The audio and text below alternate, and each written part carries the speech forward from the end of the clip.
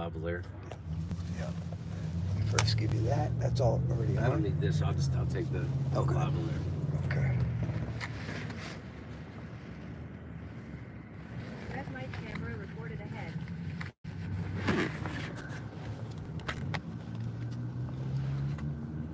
Make sure it's on.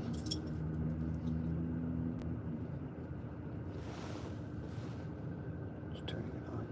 There it is. There. Yep.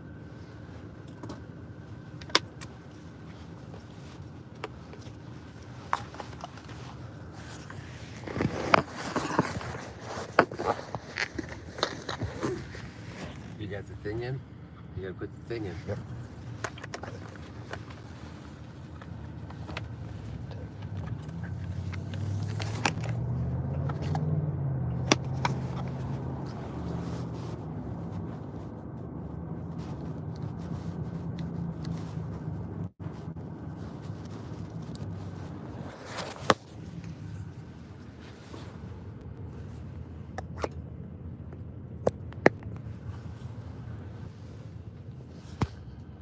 Does he have the camera pointed down right now? Yes. Okay.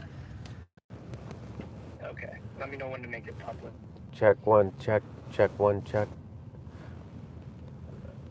Okay, you can make it public.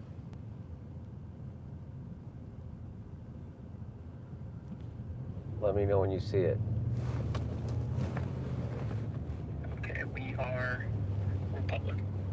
Okay, can we turn Can on we turn a light on back here? Yeah, sure. It's on the road. Just push it. Okay. Yeah, the one also. Ah. So we're on our way to Trump Tower in Chicago. Now, I remember when they were building it, when Trump was the apprentice guy, and everybody loved him. Remember that? Remember, Oprah said he should run for president, and she said we should be running mates. That was in 2000. They all loved him. They loved him on The View. They loved him on Saturday Night Live. They loved him on late night TV. Everybody loved Trump. And then he became president. And he didn't come up through the regular political machine, so they couldn't control him. And Trump had the dumb idea. He thought that the president was in charge of the military, and he got disabused of that idea. And so that's why they tried to kill him. And now they all hate him, and he's a white supremacist and all that. So, but anyway, I got invited to do Benny Johnson's show. I'm not feeling 100% today. I'm kind of hit a wall today because I've been doing like 16-hour days since Sunday, and then I had all the live show on Friday, which was a big hurdle, and so I'm kind of wiped out. So as much as I wanted to go back to the convention center tonight, I have the passes. I'm wiped out. So I just got a text from Benny Johnson's people saying, hey, would you like to come down to Trump Tower and do a little 20-minute interview for us? And I'm like, you know what? I bet the folks would love to see Trump Tower, Chicago. I've never seen it. So here we go. And we get to see Benny Johnson. I never met Benny. I've seen, I like some of his stuff. We differ on a lot of things politically. We agree on some things. He's a good broadcaster. He's super popular. He's got over 2 million, almost 3 million subscribers on Twitter and YouTube. So it's a good chance to bring the Jimmy Dore Show message to a big audience. So here we go.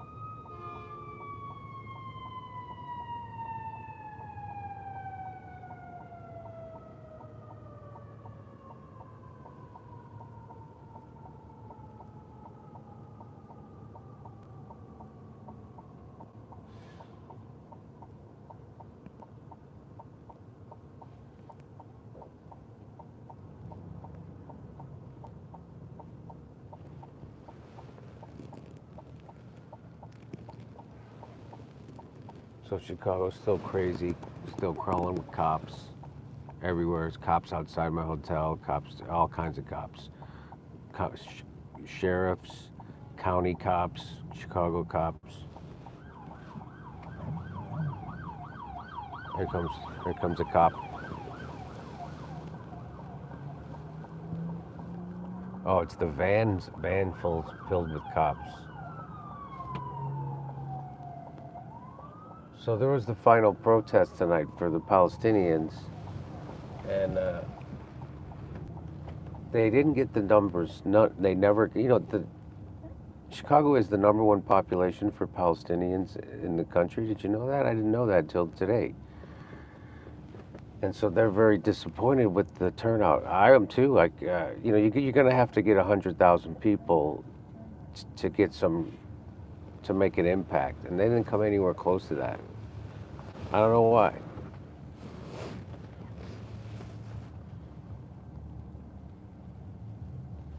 But here we are. So I covered the first Palestinian protest on Sunday. I covered the second one on Monday, and I feel like I got it covered. And but there was almost zero police interaction, almost zero. There was a little bit outside the Israeli consulate, but still, it was really like nothing. And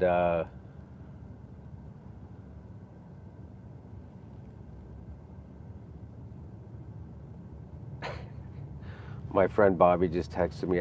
He says Tim Waltz is a gayer version of Jerry Sandusky. He can't wait for those DC parties.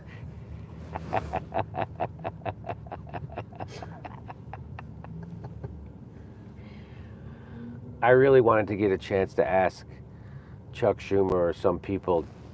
I did see Don Lemon, but I didn't get a chance to ask him who. Especially Don Lemon would be perfect because he's gay. You ask him, hey, who do you think's got a better rack, Tim Walz or J.D. Vance? You got to go Tim Walz because he's more feminine.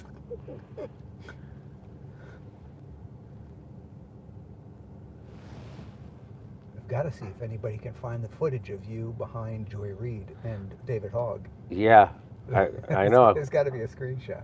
I can't believe nobody. Maybe I was so far in the back row, but they grabbed me. Did you see how crazy they went? That was crazy. They snagged you. They were like, they dove on you. Yeah, they were like physically. I'm like, I don't think you can do that. I don't think you can physically knock someone out of the. You're not a cop. No. They were just like MSNBC people. Worse. That's worse than cops.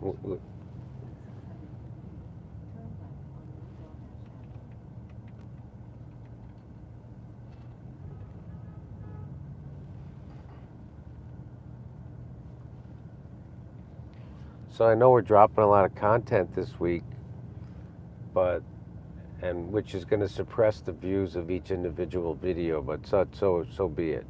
The hardcores can pick and choose what they want to see. Tomorrow I'm dropping an interview with a DNC delegate I did yesterday It is depressing. I told you how this has been depressing because they're all brainwashed. And nobody has a critical. It's like they all want to be. It's like prom. That's what it's like for these people. It's like prom. It's not a serious event. They don't really care about policy at all. There's like 20 of them that do. They're called the uncommitteds. I think there's like 20 of them, and that's it. Out of like, I don't know how many people were there, 12,000, 18,000. It was pretty packed. So I couldn't get over how packed it was. I didn't expect it to be that packed. I don't know why, but. And it was so much more fun the last time I went because they didn't have any in 2020 because of COVID, but in 2016 in Philly, the Democratic convention, half of them were filled with rebels. They were Bernie delegates, half the room. And the other half was establishment. So it was a fun clash. There was shit happening. It was real. This is all the same party insider hacks. Abortion. And they're all just like, it was abortion. That's all they talk about is abortion. they talk about abortion like it's Christmas. You know, it's weird. It's the weirdest thing. Hey, I'm pro-choice, but they're pro-abortion, which is that's like being pro-amputation. I'm pro-amputation. It's like, yeah, I don't understand. You have to sometimes amputate something. But that's always a sad occasion. But if you have to do it, you should be allowed to do it. That's how I feel about abortion. These people are like pro it.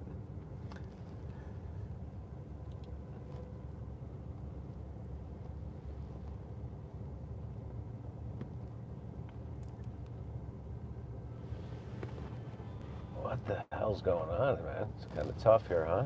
Yeah. 0.4 miles away.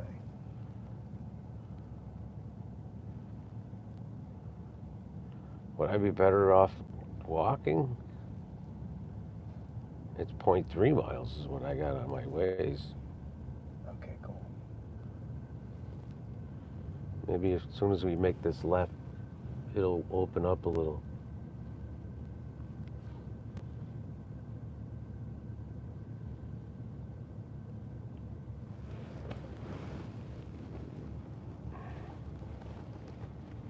Roll this window down, get a shot.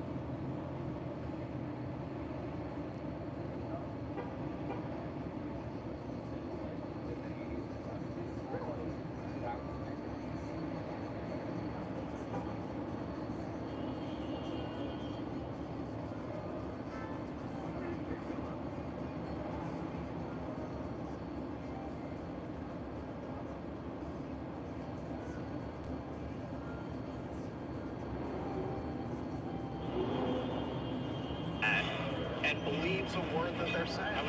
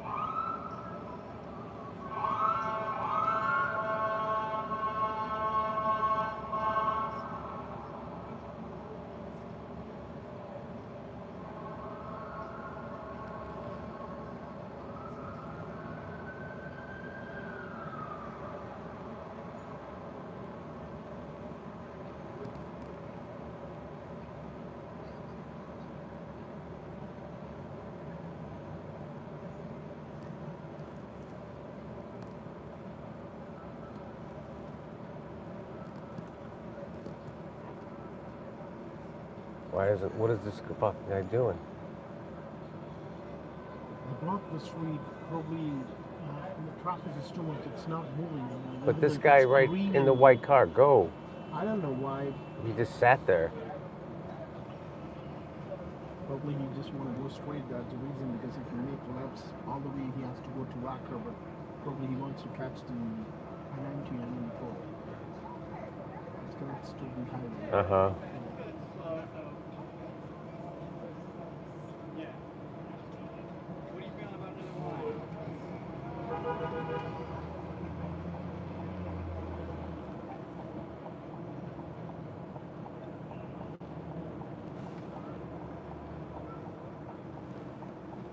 This lane is clear.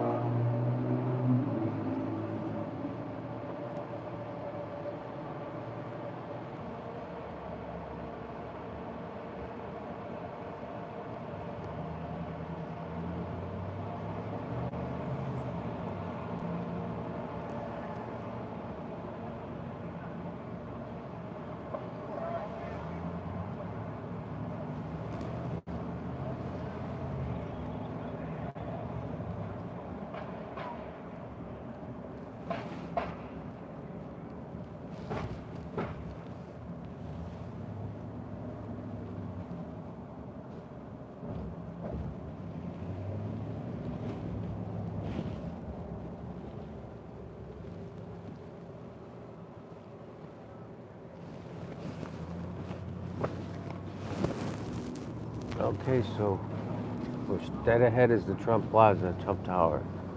Get a pic of it. Can we get a pic of it? So there it is, Trump International Hotel and Tower.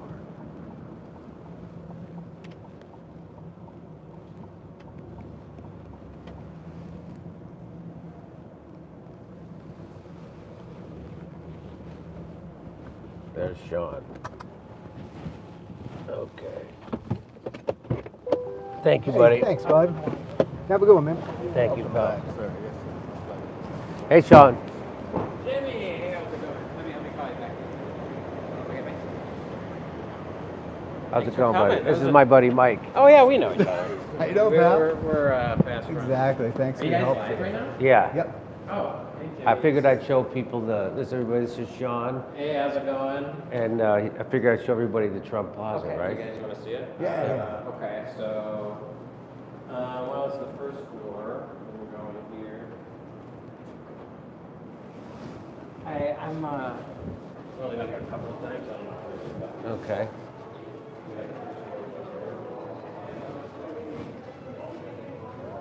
I think there's a bar.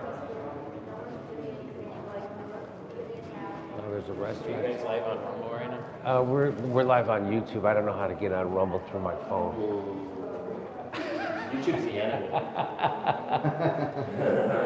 You Oh, know. actually, this is the elevators. Now these go up to the different floors. We're on the first floor, Okay. but I don't know if you guys want to see the upper floors, like You know, I could do it the after. ballrooms. Okay. Yeah, I do though, but we'll Okay. come. We can do it after. Yeah. This hotel's gorgeous, though. It is gorgeous. Where can I grab a drink? I think this way. Yeah. I gotta cut off here.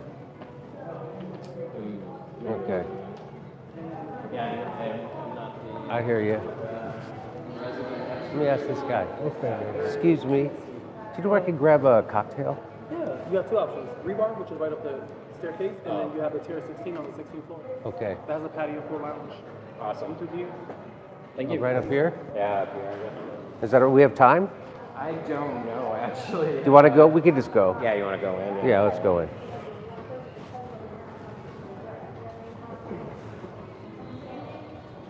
Good evening. Hey, guys.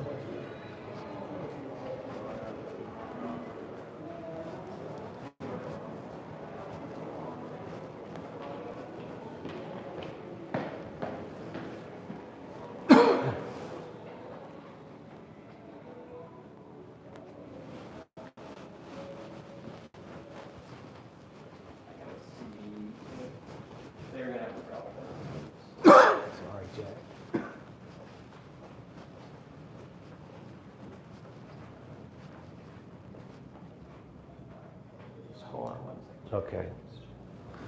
Oh, he's got a whole setup.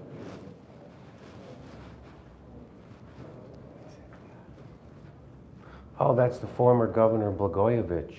Rob Blagojevich. So he's the former governor of Illinois. Look at him, he's getting big guests, huh? I should have did something like that.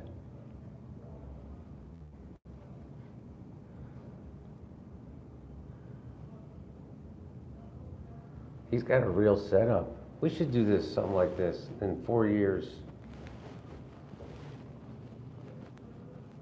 Boy, he's got a whole thing going on. Do you guys know Benny Johnson?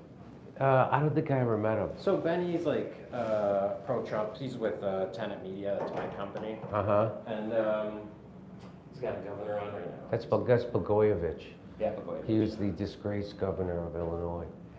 How you doing? Hey Jimmy, my name's Robbie Myers. Nice to meet you, buddy. Producers. So we're gonna try Wanna to come bring you in? on at the end of the show Oh, how long? at 10. Yeah.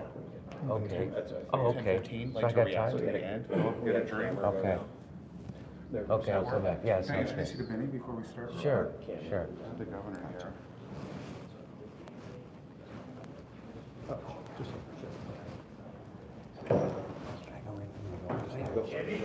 Hey, Benny, how you doing, buddy?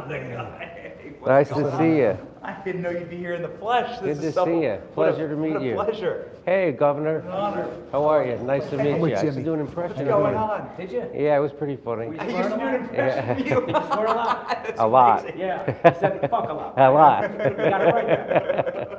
That's incredible. Anyway, it's great to meet you. Oh, it's Thanks for wonderful. having me. Massive I'm going to go do a tour of the hotel for my people on the live streaming, and we'll see what happens. Please, just pop in. We're gonna switch Okay. on at the end of the show for like Great. the last 15 to react.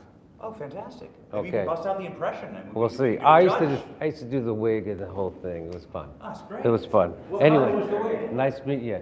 Back then it was dark brown. When Yeah, you're right, Sable Brown. yeah. This was like 2010, something like that. No, I hear you. Sable Brown, like 2016. Hey, Jimmy, let's get a quick photo, all three of us. Okay, sure. Because you never know how the night goes. Gets Okay, rowdy. I hear you. Jimmy, are you a comedian? No, Yeah. no, Robbie. Right here. Robbie, take it right here so I can pop her up. Okay. Yeah, I'm from Chicago originally, but I've been in LA since '95. Oh, nice. Yeah, you can't get... All that damn dirt on your phone. It was that convention. Those protesters were rowdy. 1, 2, and 3. Got it. Let me go in here. 1, 2, and 3. Got it. Hey, I saw your stuff down in Barack's neighborhood. That was crazy. That was crazy. They do not like Barack Obama. That was wild. I gotta be honest with you. I really thought that I'd get a bunch of, love for Brock. Just why not? He's Yeah. just, because everyone was like, fuck. Well, I To a man. I think their lives got worse, Yes.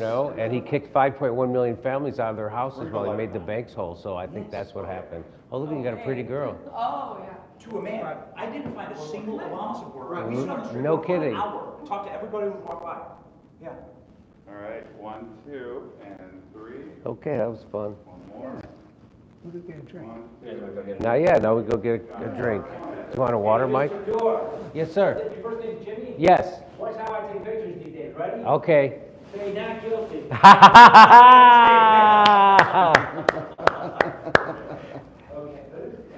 Some water. Okay.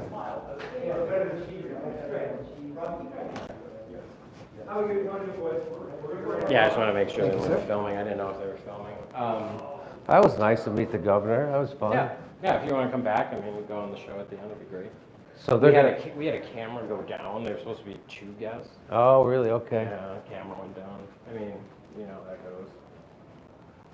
Not guilty, he's got shtick. Yeah. So they put him in jail, Yeah. and it was kind of a bullshit charge. They got him for influence peddling. So there were. There was an open Senate seat, so he got to appoint the senator, right? Because he was governor, and then he tried to get something out of it, right? Okay. But you could tell they set him up for that. I mean, I bet everybody does it. He just did it in a clumsy way. He should have did it in a better way. Never meet your heroes. And he wasn't a hero. I know, I'm joking. So, but he was great to do. You know, I didn't do an actual impression of him. I Yeah. just would put on the wig and That's pretend. so funny that you did an impression of him. Yeah. I had no idea. Yeah. That's great. It's weird nobody can do an impression of me, or does. The guy on my show, Mike McRae, he can't do an impression of me. Really? He does one, but it doesn't sound like me. My favorite impressions are always Norm impressions. Norm McDonald. Oh yeah? Yeah. He did great ones. Hello, how are you? You know what? No, I know what I like. Do you want anything, Mike? You want anything? I'm good, Jimmy. I'm good. Thanks, buddy. Yeah, well, Can I get a Negroni with Tanqueray? Oh, yeah. Thanks for coming. No. This is total shot in the dark. I knew you guys were in Chicago. So I saw wait, he'll be back? the deep dish Okay, I'll pizza video. Yeah. No, we're okay. The ASMR. Are you guys in Chicago for a while? He's coming? Okay. Should we go upstairs? This is pretty. Look at this. Sure.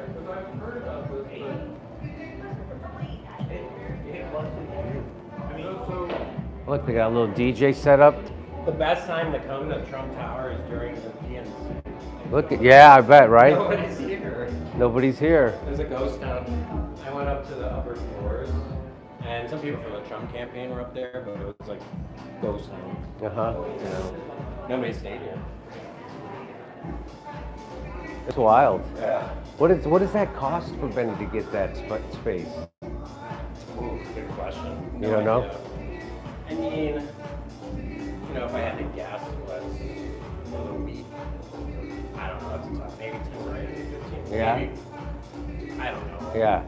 I mean, Benny's got twice the following as I do, at least, right? Benny's huge. Benny's crazy. He's got like 2.5 million on YouTube. Hey, I'm Alex. how you doing, Alex? meet you. Pleasure to meet you. This is Sean. Nice to meet you. I was watching your show Okay. from my apartment. Oh, no kidding. Oh, really? My wife follows you, Uh-huh. and I live in a building. Oh, really? Oh, they have residences here too? I live in. You don't.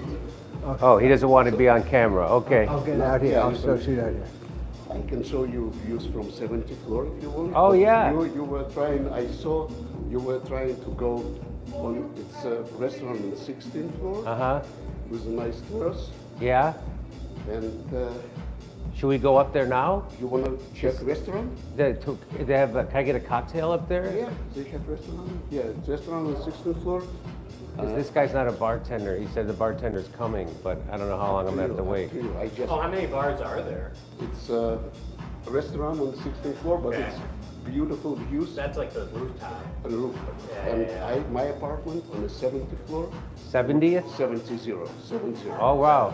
And looking all around. Okay. But I live in New York also. I live here. Okay. And you know why my wife, she was watching stream, Uh-huh. and she was making Like, are you fun of talking you. in the chat? Uh-huh. When you said it's I love like you, Trump. fans, like a Oh, reason, right, blah, blah, yes, blah. yeah. And I'm making Oh, some the chat's hilarious. movies also for in Russian. I mean, so the fact that Oh, you really? guys are towers pretty to be well. honest with you, I think I'm one of the best experts for Russia, Ukraine, what's going on with the war. Oh, I really? live in the funny thing United is, like, when States you're since from Chicago, 1990. you know, Okay. I'm a businessman, So I was Oh, actually right. talking to a lot of the people but that were in I'm town for citizen the since PNC. 95. Oh, really? Okay, And they have, fantastic. like, I have Chicago's, just like, American one of these citizenship. skyscrapers that Okay. entire And city. again, I live in New York and Chicago. Okay. City's completely different. So if you want some time to talk about what's going on with Putin. or Oh, all Ukraine, right. and You got a I'm- card or anything? Yeah, I have a card. Oh, good. This is my card. Thank you. You can check me on LinkedIn. All and right. You will see what is my history or whatever. Okay. So I'm So how often do you libertarian. guys have problems with Uh-huh. YouTube? I'm very opposed No, everything's to good. Kamala. And Oh, I- yeah, me too. I live in Trump, and I understand you too. And I live in Trump, and of course, I vote Republican. Uh-huh. And my wife, she's crazy about what's going on because we grew up and we lived in Soviet Union. We understand where we're going. Uh-huh. It's going terrible things. Yeah. Democrats win. But anyway, It's not good, I'll tell you that. It's they're definitely more censorious. They're definitely not for. I mean, Trump did the stupid COVID vaccine, did the lockdown. He did a lot of that stupid shit too, you know. But they did try to kill him. So if you want him to stream us, I don't mind. So okay, you don't mind? Yeah, it's Okay. up to you. Okay. Let's see. Is this our bartender yet? I don't know. Let me go see if we can get. We'll see if this. How long it's going to be before I can get a cocktail. Okay. That's right. Can I get I think she might be a waitress. This way. This looks like a waitress. Yeah. Oh, thank you. Thank you. I appreciate you. Is there anyone coming to get a drink order? Is that? Should I go upstairs or? She's here. She's there. Oh, that's her. Okay, good. Cool. Okay. What So- is he saying about the 16th? The 16th floor is a restaurant. Yeah. Say hi to my wife. Oh, okay. No, just Oh, say. sorry. No, she's I would say watching. hi to my wife. Hi. His wife is watching. Yeah, Hi. my wife is What's your wife's name? Tanya. Hi, Tanya. How are you? Hope you enjoy Give that to this. her. Thank you. I Okay. gave my card also. So Okay. that way. And you don't? You mind if we go up to the 71st or whatever 70th? 70? Let me ask. Good. How are you? Can I order a Negroni shaken Of course, over a big rock with Tanqueray?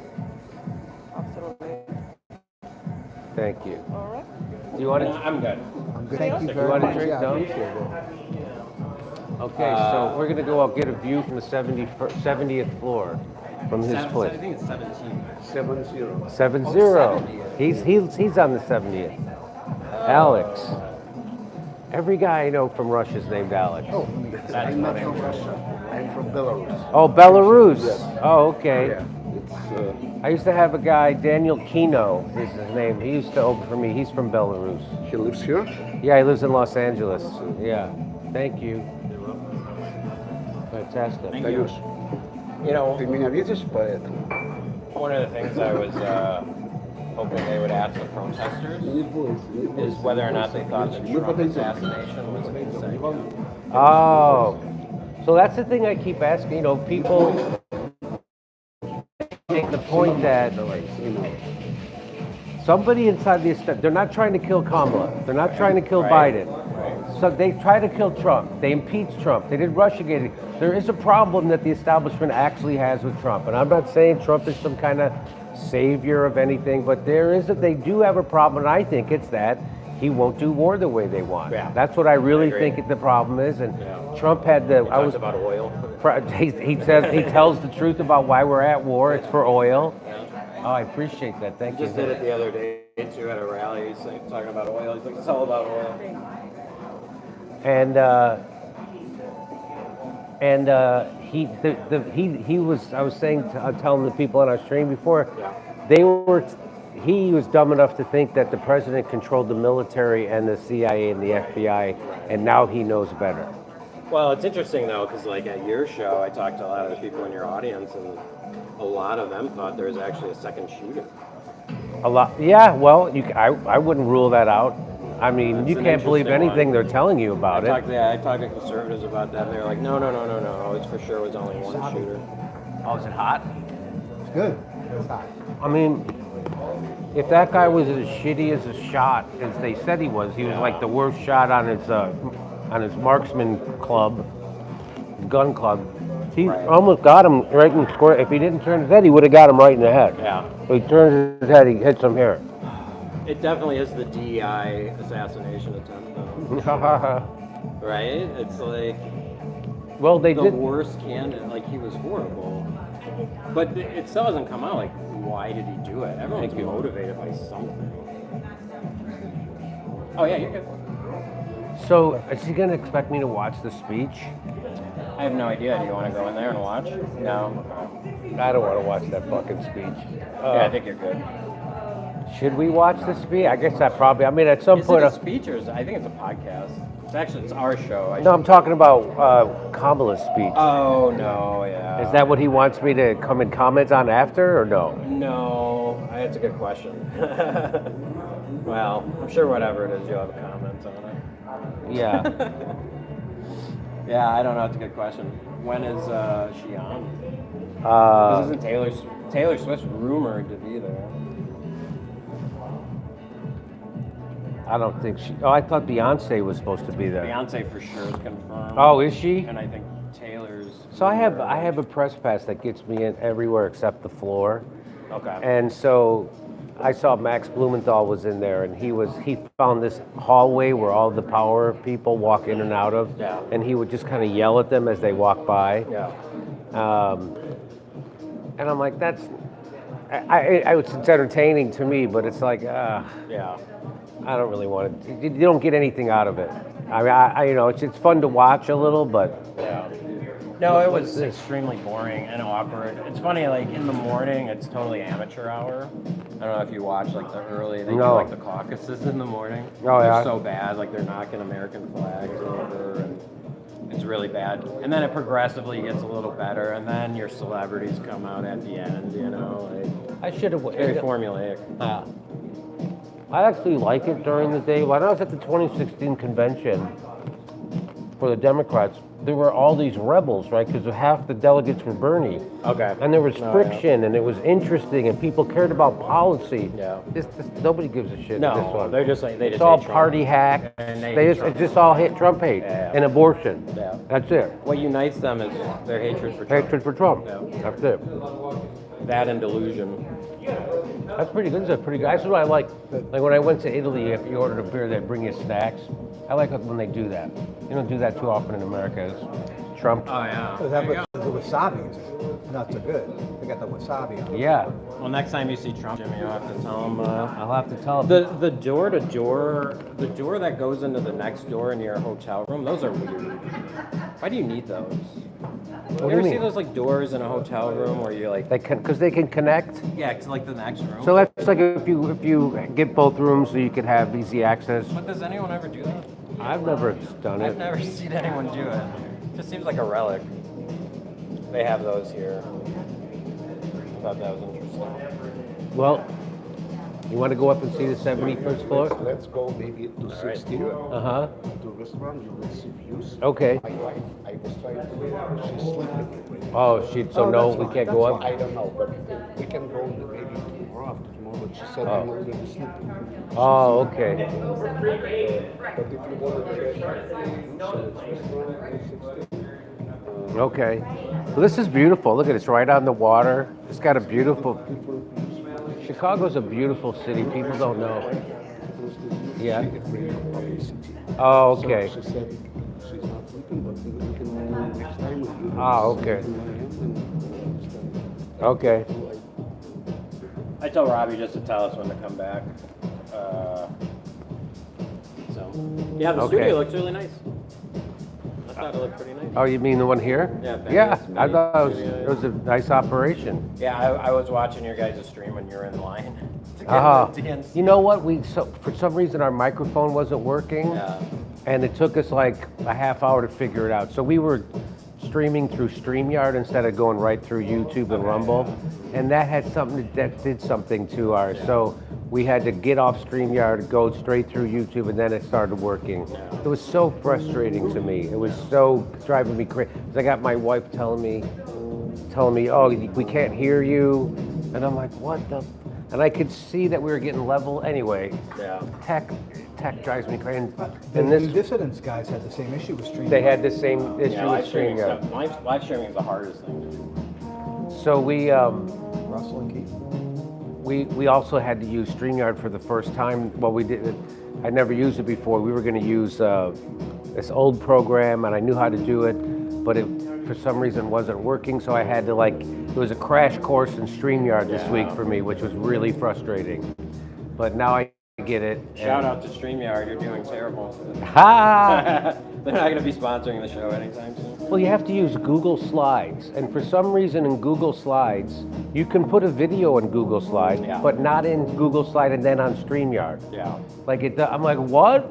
So then you have to make a separate thing of video. So Yeah, I know how it works. you know how it works then, right? Yeah. Okay. It's a little like OBS. OBS is way more complicated, but Yeah, I don't know. yeah, that's a whole nother animal. My tech guys use OBS. Yeah, right, exactly. So Rumble wants us to use their system. Yeah, They've that's smart. They invented a new system and they want us to use it, and I'm like, Yeah. I'm not I in like a Rumble. I like the show concept you guys are doing. hurry. I appreciate Live that. shows, it's a great idea. Well, we're going to do the rest of them out of the Two Roads Theater in Chicago, which is smaller. Yeah. I mean, in Studio City, and then it won't be such a heavy lift because it'll be the same space. We'll know our way around it. Right. But that was the acoustics at the Remova. Sounded okay. It was you know what? The video came through perfectly. Yeah, the video looked good. Alex came through perfectly. Like, Yeah. it was clear. You know how hard it is. Like, the speaking and the mics is always the hardest. Mhm. It was. Yeah, they did it. They were flawless, but they're union. Yeah, they're a union house. Yeah, union house. They're always way more expensive, but Yeah. they know how to do their job. Yeah, they charged us a lot. Yeah, I'm sure they did. That's the one thing, Jimmy, with unions. It makes everything more expensive. Yeah, but then everybody, gets a healthy living, I'm for That's unions. true. I but- know if I wasn't in the union and show business, I wouldn't. I remember the first time I did CBS, right? I get a call, hey, we want you to do the Late Late Show. And I go, really? How much is it going to cost me? Yeah. Because I would have paid anything, right? Right. But of course, because I have a union, they pay me. Right. So. and Yeah, I think early on they're really good, but it does get to a point where it's like all there's of a pluses sudden- and minuses, but Yeah, all of a sudden it's especially like with Broadway, I've heard nightmares about Broadway, and well, it's like your job is like move this chair. That's your job. No one else can do that job. Yeah. Only you can do that Yeah. job. And then it gets really convoluted when you're working with them because they're like, oh, our chair mover guy is not here. You know what I mean? And it's Yes. like, and then you can't break the union rules because if you do, they get mad at you. right. So they were, it was not every place union, but that place definitely They was. did a good job though. Yeah, it was top notch. I hope we're being entertaining enough for your stream. I don't know, you guys want to take Super Rumbles? Was it Rumble? Rumble Chats? Oh no, you're on YouTube. Super chats. Super Chat. Don't. All right, do you know YouTube takes 30% of those Super Chats? Yeah, what does Rumble take? Nothing? I think they only take like 10%. Don't quote me, but it's Oh, not really? a lot. Oh, okay. YouTube. But Rumble rates sets, you over the whole. yeah, and they take 50% of all your regular advertising. Yeah. Well, that's a lot. Yeah. Anyway. Elon Musk is doing great with that on X. Is he? Yeah, so if you pay $1,000 a month, they give you $1,000 in ad credit. Really? Yeah, I'm like, that's really smart. Because now it's like you're investing and you're getting something back, Oh, okay. So I gotta figure out how to use. I mean, I'm better at tweeting than I was. I've got a little over 600,000 followers. So. Yeah. Oh, your account's huge. You've had some epic call-outs on Twitter. Yeah. Yeah. Okay. It's it's the world stage, right? So everyone can kind of talk to each I mean, other. that's the only one I use is Twitter. I don't go on Facebook. It's a bunch of fucking assholes. It's X. I don't want to get. Yeah, I still call it Twitter. Yeah. As Kurt Metzger says, I'm so devoted to calling it Twitter. I'm calling Malcolm X Malcolm Twitter. That's a great joke. That's a great joke. Where's Kurt? He's back in Austin. He was here Friday. Oh, cool. He did the show on What's he Friday. doing in Austin? He lives there now. Oh, he lives there. Yeah, he moved there. I think it had a lot to do with the mothership. Yeah. Because he gets a lot of spots there, and Rogan is very. If you're a comedian, that's where you want to be right now. Rogan's honestly. very loose with the money. He pays people a lot of money. Yeah. Smart. I'm like, what the? You have to. I did a 15-minute set there. I did his show in July, and then I did a set, just a 15-minute set at his club. It was me, Ron White, Shane Gillis, Joe Rogan. It was a fucking some epic show on a Wednesday that the people there just get to see. Isn't that wild? Like they're just they're like I talked to the locals in Austin. I'm like, hey, oh yeah, they're like, why are you in town? For the Rogan show or whatever. And they're like, oh, Joe Rogan's here. It's like people that live there. They're like, wait, he operates here. I'm like, but they're locals, so they're not. But his club is every show sells out. Yeah, like lines outside of the building. I think you have a lot of people definitely traveling in. Every show sells out. Every show. So you did great on the show. Oh, thank you, buddy. I appreciate That was that. really good.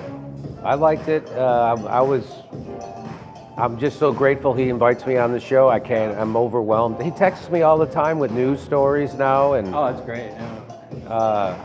he goes, this is crazy. Always like, this is crazy. Yeah. This is wild. You got to see this. Yeah. But And- it's got to be hard, like going point after point after point, and you know it's going to be 3 hours, so you know it's a long. Yeah. Then of stream. course I forgot to bring shit up that I wanted to bring up, but that's just how it goes. That's the worst, right? People and then are you like- never want to listen to it because you're like, People are like, how come you didn't bring up Palestine? Yeah, I'm I like, know. I didn't even realize I didn't know. bring it up I know. because I brought it up the last time I was on a show. So that was my 4th time. You know, the same thing when people gave me a hard time about my RFK Jr. They're like, you're too easy on him. I go, yeah, because I already interviewed him once where I busted his balls. yeah. I And didn't think you were easy. Nobody on saw RFK. I wasn't either. I fucking wasn't. RFK was great because he doesn't like mind that. Do you think? Oh, here's a big question. Maybe you and Benny can talk about it. Is RFK going to endorse Trump? So I originally thought he was gonna. I don't It's a know if tough he's one, gonna do right? that. It's I don't know if tough, he's gonna. man. He's definitely not gonna endorse Kamala Harris because the Democrats really rubbed him the wrong way. Yeah. And I mean, they sabotaged. He's in court right now, right? He had to go to court in Right. New York, court in Pennsylvania. right. I mean, they're doing lawfare against RFK Jr., right? RFK's son, they're doing lawfare against him. Right. And so the Democrats are the most anti-democratic thing in a long time. Yeah. And I wouldn't doubt if I would put it this way, it wouldn't surprise me if he endorsed Trump. Yeah. It seems like they have a friendly relationship because of that phone call that got leaked. That seemed to be set up. And Trump was going to ask him to do. A vaccine Yeah, panel. yeah. And that's just Yeah. how different would COVID have? How different would it have How been different would COVID have been? if Bobby Kennedy would have been doing a vaccine Not panel? Fauci. Yeah, exactly. That would have been crazy. And then Trump listens to Bill Gates. Yeah. Bill Gates was the one who said, no, that would be bad thing. That's a direct quote. Yeah, it's the issue, right? When you have a ton of money, everyone thinks you're smart. Yeah, yeah. It's just because you have a ton of money. It's because it's got a lot of money. Yeah. Like J.B. Pritzker. Yeah. Well, any of them. Yeah. The dude from BlackRock. Yeah, Larry Fink. He's always doing like those high-end, like talks. Yeah. Yeah, it's like all those people are fake, and they're all just trying to get his money. You got some Rumble rant or How are we doing? Are Super people? Chat? Do we have people watching? Oh yeah, we've got about 2,600 people right now. Okay. And the chat's on fire. It's tough when you're competing against DNC. That's the issue. Benny's running up against that. Everyone's running Oh, up right, against that yeah. tonight. Because they're bringing Beyonce on, they're bringing Taylor Yeah. Swift on, they're pulling out all the stops tonight. It's kind of funny, like most of the people that we know left, or that I know, left already. Oh, really? They didn't stay for the last day. I was exhausted. I was exhausted. Just good getting in and out of that convention is Yeah. You saw it. It's Yeah. fucking Well, I didn't crazy. go in, but You Benny was- gotta walk a mile at least to get in, and then a mile. Then you gotta try to get a car. Right. When you get out of it, and there's it is really a hassle. Put it that way. It's a hassle. You want a conspiracy theory? Yeah. So the people that make those cards to get Yeah, into the lanyards, and yeah. the security- same people that did it for the RNC. Oh, really? No kidding. Isn't that funny how that works? Yeah, that's The funny. money stays in government. Yep. It doesn't That's leave government. something. Yeah. This is a good Negroni. I gotta say that. They make a nice Negroni. Oh, that's good. I like that they give you the big rock. See, this is the thing. Oh, I can't get it. I can't get a finger. Give it a shot. So maybe you could get it. See, they give you the big rock. That's what I like. That one big rock. Jimmy Dore loves big rocks. And it's got T on it. It's got the Trump. Oh no shit. See, it has a T on it. I don't know if you can see that. Yeah, I can see it. Okay. Yeah, I hope this is good footage for you guys. It is kind of cool being here. It's empty, right? Yeah. Like when I was here yesterday, I was like, nobody's here. There were some, like conservative. Mike Lindell was here. Oh yeah. He shaved his mustache. Yeah, I saw he was like incognito at the convention, and then that Yeah, Harry yeah. Sisson kid came up to him and Yeah. started trolling him. Yeah. And Mike goes, "Hey, did you get your vasectomy yet?" Yeah. That's funny. Matt Walsh was here. Oh, no kidding? Yeah, he started. He's started doing my running. show coming up pretty soon. So what he did, I haven't checked it out yet, but it looks like it's a website. So he was incognito, and he did this booth for Project 2025. So it was like him explaining what Project 2025 was, Uh-huh. one at the DNC. So I don't know. It looks really funny. There weren't any clips out or anything yet, but it's like an actual website. They bought a domain for it. No kidding? It's gonna be an epic troll. Let me tell my wife that we're live streaming. Call Steph. So just so she can let me know if it looks good, what have you. Hey, what's up? Hey, we're live streaming from Trump's. Have you seen it? Okay, I'm gonna watch it right now. Okay, bye. Bye. No, she didn't see it. When's your next show? You mean my next live show like Friday? Yeah. We're not doing one until the end of September. Oh, that's nice. Yeah, so then we do 2 a month after that. 2 a month. Yeah. Yeah. People don't get like how much work goes into just. People don't get how much work went into that show. It was It's unbelievable. insane. Yeah. I know. It's like days and days. Yeah. Lots of hours. I used to do a lot of live events. Well, you came to the one in Austin. Yeah. Minds Fest, yeah. And yeah, you're spending like 6 months just on one event. It takes forever. So are you going to do that thing with Paul Stone in October? What's going on? Didn't he? Oh, no, I don't think they're doing that. Oh, you're not going to do it? It's like $200,000 for one event. You can't afford. It's like insane. They don't have the money to do that? I'm sure they do, but I think they have it. But do you want? I mean, that's always the issue with live events, right? It's like you gotta like convince a sponsor, hey, give us money so we can lose all of it for you. Yeah. Yeah. Well, it's like me getting the money out of Rumbles. Well, Rumble's great. Yeah. But I wish they came up with half. I'm like, that. Just give me. Just come on, let's do it. It's a commercial for Rumble. And everyone hates Bill Maher. Everyone, I know. It's like, let's just do it in a studio. So, telling you, maybe they'll start after, in January. Maybe they'll come up with the money to put me in a studio. Yeah, like I could do it for. I mean, you're right. Like Bill Maher's kind of unopposed. Completely unopposed. No one's doing. I'm like, we could knock them out. Yeah. Put me in a real studio. I'll have one more. Thank you. Put me in a real studio. Let's buy a couple billboards. I'm telling them, I'm like, they're still looking at it like they want to break even at least, make their money back. Well, like, that's always issue, right? It's like, how do you tell somebody? It's like, no, you look at Give me money so I can lose it. Yeah. I'm like, no, you got to look at it like this is. You got good exposure. You got to look at it. Yeah, this is like a promotion and advertising for Rumble. Yeah. It's called Rumble Time. Right. Anyway, so I'm trying to keep that they're still thinking too short term. You got to think long term. Yeah. People don't know about Rumble. Right. That the whole point of this is to raise people's awareness of Rumble and let people know that your edge is free speech. Yeah. Oh wait, I think that's Robbie. Oh no. Just keeping an eye for Robbie. Yeah, I know. Like, but you gotta understand the expenses. I get it. I get it. They're you know what? They are so much smaller than YouTube Rumble. Yeah. Like they don't have a. YouTube does $1 million events. Yeah, YouTube makes so much money. Yeah, that what is it? South by Southwest. I mean, a lot of that. Yeah. I mean, they have so much. YouTube has so much money. They'll never spend it. And Rumble's like they make like $37 million a quarter. Right? That's I mean, YouTube makes that in an hour. I bet. I mean, they just make so much money. I have noticed YouTube's been breaking more. Like, oh really? Yeah, YouTube typically is the platform that's pretty solid. Like if you go on Rumble, sometimes you have problems with the player, or even on X, like you can't rewind on X. Like their players are not. Oh yeah, that's right. But YouTube. That's a bummer. You can't rewind on X. I know. Like, especially live, right? Well, I don't allow. So for our premium members, we give them the live stream, right? Our 3-hour daily or 3 times a week. That's like our thing we give them for being subscribers, right? And so to make that more valuable, we don't let people rewind when they watch our show live. Makes sense. You can watch it live for free, but you can't rewind. And then as soon as it's over, it goes private. Right. That's smart. Yeah, people always like, hey, the link doesn't work. No, it's private now. It's over. Well, I'll ask you this question then.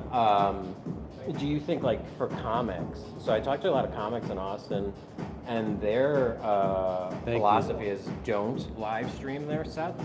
Yeah. They don't like live streaming. And I don't I'm like live streaming my set. You Like don't? you know. You don't like it?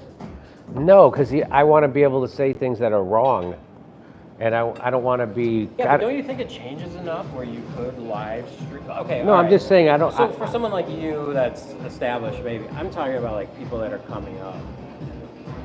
A lot of people. I mean, that wasn't that people Matt are Rife's whole thing. Like people are protective of their material because they're I think afraid it's it's dumb. going to get burned.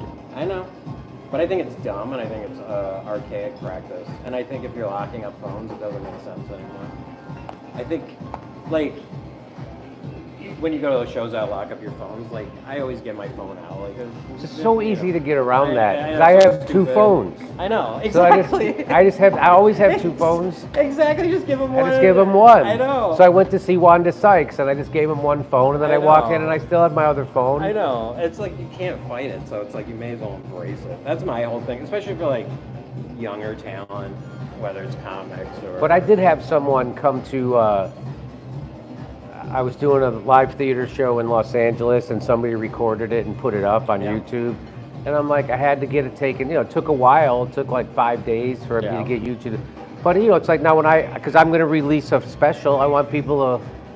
Yeah, but here's the secret of social media. Even if they put it up, and let's say even it goes viral. Let's say like it gets 3 million views.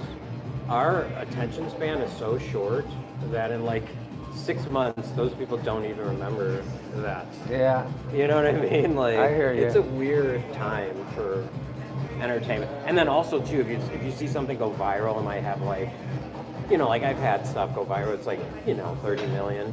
It's still like a small percentage of people that have even seen it. James Lindsay posted this the other day. It's pretty funny. It's like content creators need to be reminded that most people don't know who they are. And I'm like, that's good. That's pretty funny. I'm happy with the amount of people who know who I am. Yeah. I don't need more people. It does get crazy, I guess, probably. I mean, it's not, like last night we went to dinner and the waiter, hey, I'm a big fan. Like, oh, that's nice. Yeah. But I'd like to be anonymous, when I. Yeah. I think it was kind of funny seeing like the difference here, I think, like at the DNC, because, for the Republican content creators, like they didn't know who they were. Like, I don't even know if Matt Walsh really had to go on incognito. I mean, maybe he did. I mean, I guess it only takes one person to spot you or whatever. Yeah. But so let's go up to the 16th floor. Oh, okay, cool. So let's show people this again. We're at the Trump Tower International in Chicago. I remember when they were building this, everybody used to love Trump. Anyway. Oh, I'm Sean Friesick with Tenet Media, and Benny is one of our content creators. We have people like Tim Pool, Lauren Southern, a lot of the OG YouTubers we work with. And Jimmy and I did an event a while back in Austin. In Austin, called what was it called? The Minds Festival. Minds Fest, it was fun. Alex Jones was supposed to be there for that one, but he drank too much. Yeah. But a ton of people were there. It was fun. If you want to go check. So I just want to show everybody, look how beautiful those boats give you an architectural tour of Chicago, which I recommend everybody takes. There's an architectural tour of Chicago.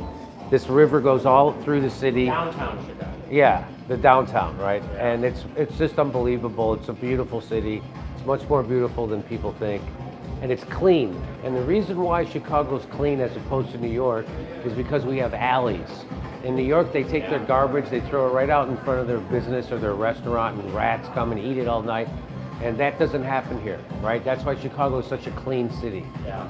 The streets are spotless. I mean, did you see New York introduce trash pickup? they did. They started using trash bins. I know. Yeah. I know. It's like such a. But they still have to be in front of your business. You got a garbage can on front of your business. But it's better than what they had. You know, it's going to turn into rats are going to be clawing into those things. Yeah. Well, the rats are so big and they don't care. They just come up to you. They're like, "Give me your food." Yeah. Like they're your pet. So, all right, let's go up to. I have a dream to get an Airbnb here next summer for a month, and then get a boat. See the boat? See, like one of those boats. You see that boat there? And then I would rent a boat for a month and live here, and that's my dream. and then I would spend a month in New York, and then a month in Austin. That's what I want to do next summer. Do you guys want to stay live during the Benny interview? Is that okay, or is that not okay? I mean, it doesn't make any noise. So Okay. you know how it goes. It's always like Yeah. noise trying to, All right, let's go look at that 16th floor. Okay. So it is a beautiful hotel. I gotta hand it to Trump. He built a beautiful hotel. This is called a Rebar. The elevator. So I guess we go down and then get on the elevator. Yeah. Looks like maybe the elevators will be up here.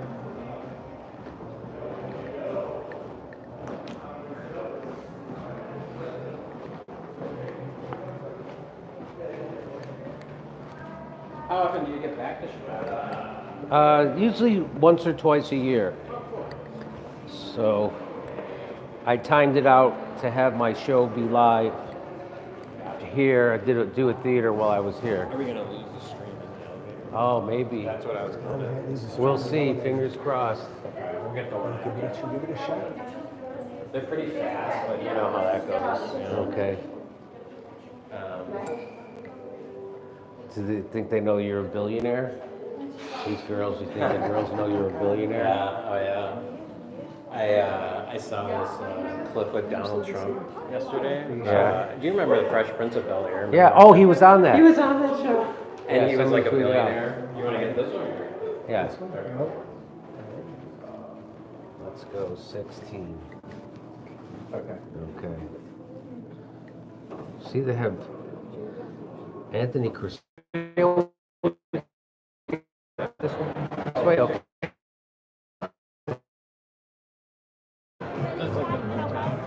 It is. Yeah, this kind of. It's a beautiful city. Well, like I said, the best time to go to Trump Tower, I guess, is During the DNC. During the DNC. Wow, this is great. Do you think any of these girls know you're a billionaire, No. Benny? Think they can tell? I'm a good wingman, and they think you're a billionaire. I'm married for a very long time. Can't handle heights. This is great. Can't handle heights. This is great. Look how beautiful the city is. It's a beautiful, beautiful city. Don't fall over.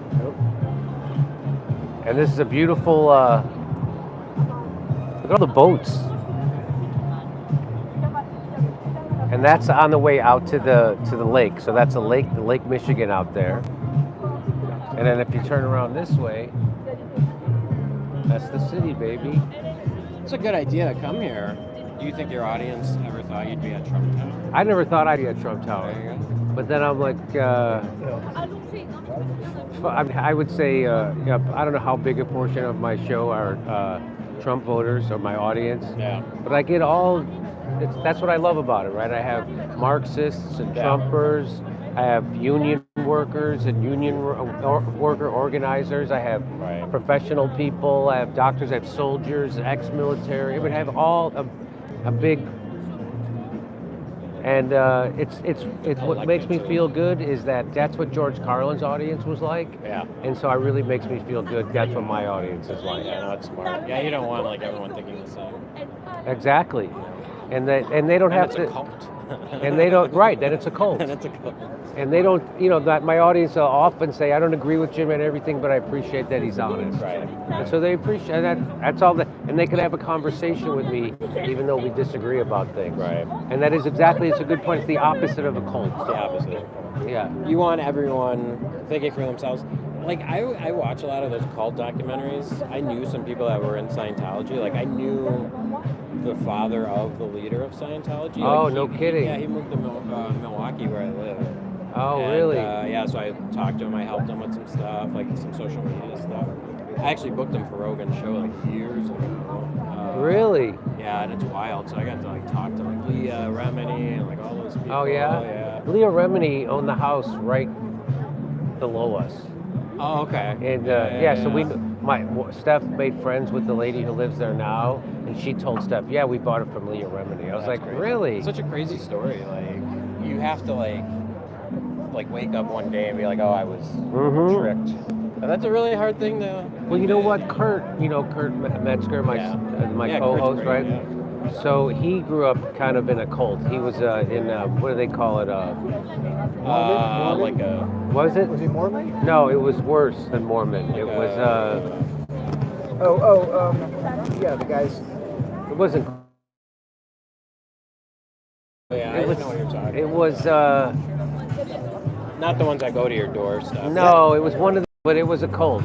Okay. And so he's very sensitive to that stuff, and he can spot it right away. Jehovah's Witness. That's it. Yeah, those are the ones that go to your doorstep. Do they? Yeah. Yeah, I think you're right. Yeah, they come and knock on your door, and they're like, "Hey, do you want to talk about it?" Well, theirs is the crazy. It's always like figuring out like learning what they actually believe. Like South Park did a really good job with Scientology, and I think that like really destroyed them because for a while they were doing very well. Yeah, like, yeah. Scientology had a ton of people. I remember. It's like, Yep. I mean, they still have Tom Cruise, you know. But then when they were like, "Oh no, it's the aliens." Well, you they know, got their tax exempt status, which is a big boost And for do you know them. how they did that? Yeah, they harassed the IRS people. Harassed the shit out of And them. IRS folded. Yeah, They IRS folded. folded. Yeah, they were like killing their dogs and Yeah. doing all kinds of crazy Yeah. stuff. And, I know it's such a terrible precedent. The IRS was like, "No, you're right. You're a church. Yeah. Leave us alone." Yeah, I saw the Book of Mormon, the play. It came to the Pasadena Playhouse, so I went and saw it with Ben Mankiewicz from Turner Classic Movies, who doesn't talk to me anymore because it's bad for his career. A lot of people, bad for their career to be associated with Jimmy Dore. That's so stupid. I heard that. Yeah, it's Hollywood, baby. That's true. That's true. That's Hollywood. That's the difference. As soon as I wouldn't vote for Hillary and I was criticizing her up to the election, people were like, "You're not supposed to do that. Yeah. What are you doing? You're helping Trump. You're helping the other." I'm like, "Hey, no. I'm telling people Hillary Clinton needs to come get my vote, Right. and she's not. Right. I'm gettable. Come get me." And same thing with Joe Biden. Come get me. They wouldn't do it. Right. And so that's how the Democrats have always worked. Yeah. Is they run a sham of a primary, they install a candidate, and then you can't criticize them because you're helping the other guy. Right. And I've had, What do you think? What was your? Did you see anybody at the DNC that you were like, "Oh, I should talk to that person"? Is there anybody there that even? I mean, like, I saw a lot of people. I just wanted to go up and do fake questions. Like those are the best. I wanted to go up to Don Lemon and ask him, "Who do you think has better tits, J.D. Vance or Tim Walz?" That's great. You're the guy to ask because you're gay, right? That's great. And then I wanted to ask Chris Cuomo about ivermectin, but I didn't see Chris. I did see Don Lemon. Don Lemon was interviewing, who was that guy, the pollster? Frank Luntz. Oh, okay. And I wanted to ask Frank Luntz, Frank, how can I trust your polls if I can't even trust your hair? Yeah. You know, those are the kind of shit I wanted to ask them. But they didn't stop talking, and I didn't want to be that big of an asshole. But I did walk into Joy Reid's feed. She was live. I know, like, I'm a little bit, further on the right than you, but I can't stand Joy Reid. She's the worst. Yeah. I would be like more of a 90s liberal. Her and Rachel Maddow, I think, are the worst. Yeah, she's horrible. She makes Yeah. everything about race. It's like She certainly does. Always lies. And she was the biggest gay bashing homophobe there was. And then she said she got That's hacked. right, Remember? That's right. It Remember, was, I got hacked. it was time traveling hackers. Right. Yeah. It's like, yeah.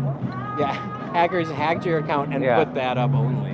If I had said that shit back in 2009 or whatever the hell Yeah. she said it, that's every article would be gay basher Jimmy Dore. Every article hit piece would lead with gay hating, gay basher. Yeah. But Joy Reid, it all gets just swept away, gets memory holds because she does the bidding of the establishment. And it wasn't written like a hack. Like, you can tell how hacks are written. You know what I mean? Like, remember when I think it was Donald Trump Jr.'s account got hacked, and they were just saying the N-word constantly. It was like, okay, it's not him. And then Twitter confirmed. I didn't hear it about was that. hacked. That was a while ago. But Look how beautiful it is up here. I just love.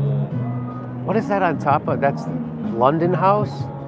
You see those lights up there? Well, this is what I was telling people. Like, you're from Chicago, right? Yeah. And like, I always tell people, like, people from Chicago actually don't go downtown. No, they know don't. These buildings. I know. They're like, maybe as a kid we'll do field trips or whatever. But this is like all tourist downtown. It's a beautiful city. People don't know what they're missing. I still, I love Manhattan a little bit more still. But I'm definitely a Chicago boy. Manhattan's cool. A lot of people don't like Very Manhattan. expensive. It's very expensive. Well, I think now, especially, but I can still. COVID destroyed that. At the Beacon Theater, like a couple months. It was like 6 months into COVID or whatever. And we started like giving out free tickets to people, and we were like, oh, you know, if you like want free tickets or whatever, like just tell us. You know, like we just want to make sure they were legit one, because you know how it goes. You give people free tickets, and they're like, all of a sudden, you know, get all the tickets, and no one goes. Yeah. So we, you know, it's like, hey, tell us a little about like why, you know, you need the free ticket. And we had like, it was like 400 requests. You know, my husband lost his job because of COVID. My wife lost her job because of COVID. You know, like we don't have any money right now. Like it was just like that story over and over and over. And yeah, when I was out there, I was like, you know, we obviously it looks dead here, but like it was dead in New York. And I was like talking to different business owners, and they were not happy. And people are still outside with masks on. You know, like it was. You know, that like really destroyed definitely like movie theaters. Movie theaters are. I don't think they ever came back. Those will never come back. I got. It's over. Yeah, it's over. It's gone. Yeah. Yeah. It destroyed so much. So, where you headed tomorrow? I'm back to LA. Cool. I'll be in LA for a while. Do you have any super chats you have to take? Oh yeah, Steph's saying hey to the super chats. Is she doing super chats? She's texting me back. Oh, okay.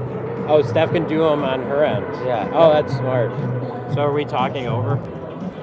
Maybe a little. Okay. I don't care. It's all right. Okay, great. Look how pretty the bar looks from out here.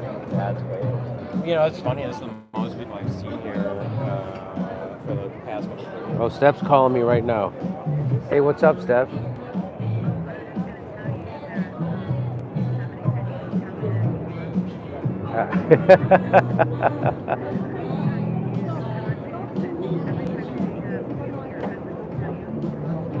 Oh, okay.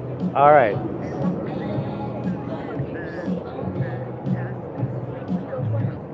Oh, okay. I'll ask. Okay. I love you.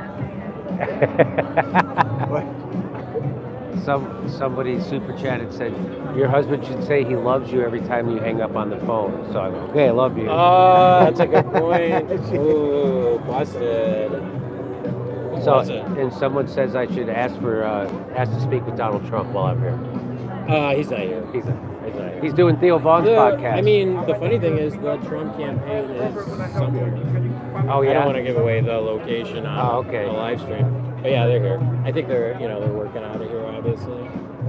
I talked to one of the people from the Trump campaign. They were nice. Yeah, he did Theo. Yeah, I'd like to get. He did Logan Paul. I'd like to get Trump on the show. No, that'd be great. I mean, you got any connections? Well, you know how it goes. Like, you know somebody knows somebody and knows somebody. Yeah. I'm sure. I mean, I know. This'll probably get I know to him, Tucker. I'm opening for Tucker on the 5th. He's doing his tour. You're doing that? Oh yeah. Russell Brand's coming in for that on the 4th, September 4th. Oh yeah. So the 5th he's in Anaheim, which is right outside of LA. Oh, that's awesome. So I'm going to open for him at the Toyota Theater. We'll see how it goes. Did you see how many dates he announced? Yeah. Oh my God. And he's selling them. That's great. So we'll see how his audience likes my comedy. I think it'll go good. Yeah, no, he's like really easy to talk to. You know, like I think there's a lot you guys will agree on. What's your stance on aliens? No doubt that they exist. He thinks that they're not from outer space, though. He thinks they're like they've been here forever. Yeah, they've been here forever. I wouldn't doubt it, but I also think that he's like. I think they've mastered a different way to travel. Yeah. That they don't travel through propulsion like we do. Yeah, like we do. The whole wormhole theory. Right. So that's why they can do that. That's why. Like when we're kids, what do they teach you? It's like the fastest point between two lines is a straight line unless you fold the paper. Right. You have to fold the paper. So I think that they've figured out a different level of physics, and they can travel without propulsion. Yeah. And because they always go, well, it's so far away. How many light years away is the nearest guy? It's like, well, they're not traveling that way. They're doing it different. Well, now here's the funny thing, though. Like, I'm totally with you. I think there's a lot of evidence for them. But there's kind of a funny thing to, like, they're so advanced and they come to Earth and then their, like, spaceships break. You know, because, like, I've always thought that, like, with the Jetsons, too. Like, you know, you have flying cars. It's like, you know, some of them are going to just eventually fall down. You know what I mean? And so, like, how do you explain they come to Earth and they, like, crash land? Yeah. That's they should be, like, way ahead of us. The only explanation I can come up with is, like, Mother Nature is chaotic. And, like, if a lightning strike hits them or something, you know, like, but I don't know. You know, if you listen to that guy on Joe Rogan who was, he supposedly worked at Area 51 and I forget his name. Yeah, not Eddie Izzard. No, Bob Lazar. That's it, Bob Lazar. Yeah. You know, they have this anti-gravity kind of thing, and it's so unbelievable. And if a military, so like if they could figure out how that worked, then they'd be unstoppable militarily. Right. Well, and they do say that they're like donations in the government literature, right? They do claim them as like they're being donations, and like if they're donations, who's donating them? And I do, you know, I've heard his story, and there are some weird things that you can't like disprove. I mean, if you look back at the pyramids, like they still don't know how to put that. Okay, so like here's my question, and this is like, you know, these Congress people, why can't they just like walk in just like this with a camera into Area 52? Why can't you? Or Area 51? Yeah, or I guess Chew's got like stuff too. I guess you have any of them. You have to have a special clearance. Why? Yeah, I know. I get you. That's, you know, it's well, our because government, there's right? a deep state that actually runs things. Exactly. That's not the bread. Exactly. And that's a really big like. Now, here's the funny thing, though. Here's the paradox. I think. Let's say Matt Gaetz or AOC, pick your poison, goes in with a camera and does film like Area 51. How many people actually believe it? Right. That's another. Another word. Yeah. Like, you know, even if you had like the best evidence, and what's the problem in telling us now? Like, so much crazy shit happens all the time that it really would be like on the back burner. Jack Posobiec always says this. He's like, anytime they roll out aliens, they're hiding something. That's what I told Joe Rogan. Yeah. I go, Joe, because when I was on his show like maybe 2 times ago, and they had just first confirmed the Navy was saying, yes, UFOs are real, that's a real thing. Yeah. And I said, yeah, why do you think they're telling you this now, Joe? He goes, no, it's real because I talked to this pilot, and I'm like, I don't doubt it's real. Well, but they've been seeing them since they invented planes. Yeah. But they've been saying it's crazy up until right now. So now they're going to tell you that so they can put money into a Space Force. I think Tucker's seen some stuff. You think? You should ask him. Okay. No one's asked him. Like, I think he has seen some stuff that you and I can never see. Okay. I'll ask him. We'll see what he says. And it's like, again, like, oh, if people saw that, A, people would think it's fake. B, you know, like, again, the news cycle would move on, and we're talking about, like, you know, Trump or whatever, you know, like, we're back to that. Oh, aliens exist, you know, move on. So it's not like, I don't know. It could be unifying, too, though, like, if we truly knew. Because what if they didn't like us? What if they got sick of, like, watching a reality show happen and they're like, you know, they come down? Well, somebody said that when we dropped the nuclear bombs, that triggered something. Yeah. That triggered something. Yeah, there's some wild theories on it. How's the chat loving the alien talk? Okay. I don't know if that's too... Are people still happy with the show? So, what, about 10 minutes we'll go down? Or Yeah, what? 10 minutes.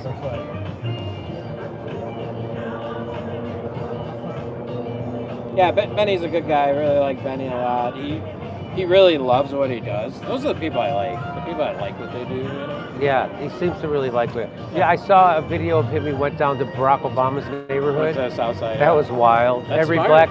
black person he talked to was a Trump supporter. Yeah, that's not surprising though. Yeah, because Barack Obama. What? They love you. I just have to interrupt and let the chat wants you to know they love you. Oh, okay, great. That's all. Okay, great. That's great. The chat's staying up and not watching the DNC. Yeah. All of the other mindless people on the couch right now. You know, this is their Super Bowl. Yeah. This is huge. Yeah. 4 years too. It was super. I can't tell you how depressing it was to go in there. Yeah. It was so depressing.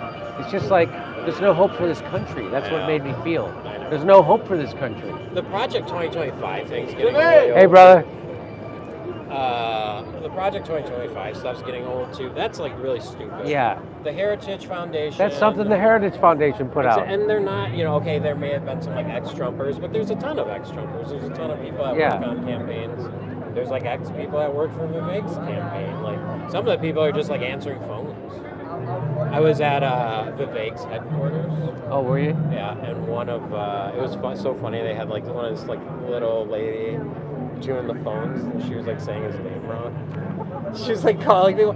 I want to. Are you going to be voting for Vivek and like Vivek? Yeah, Vivek and and I'm like I'm thinking to myself, how do you not know his? You gotta know his name. That's just someone that really wants to be active and doesn't know. I remember because it rhymes with stomach ache. Vivek. Yeah, or a cake. That was in his cake. rap, Okay. Right? Yeah.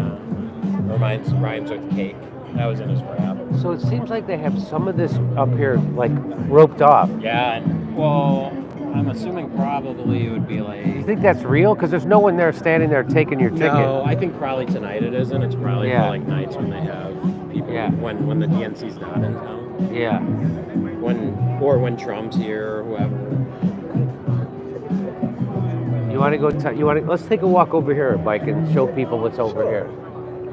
It's a great show and tell. Yeah. What's going on over here?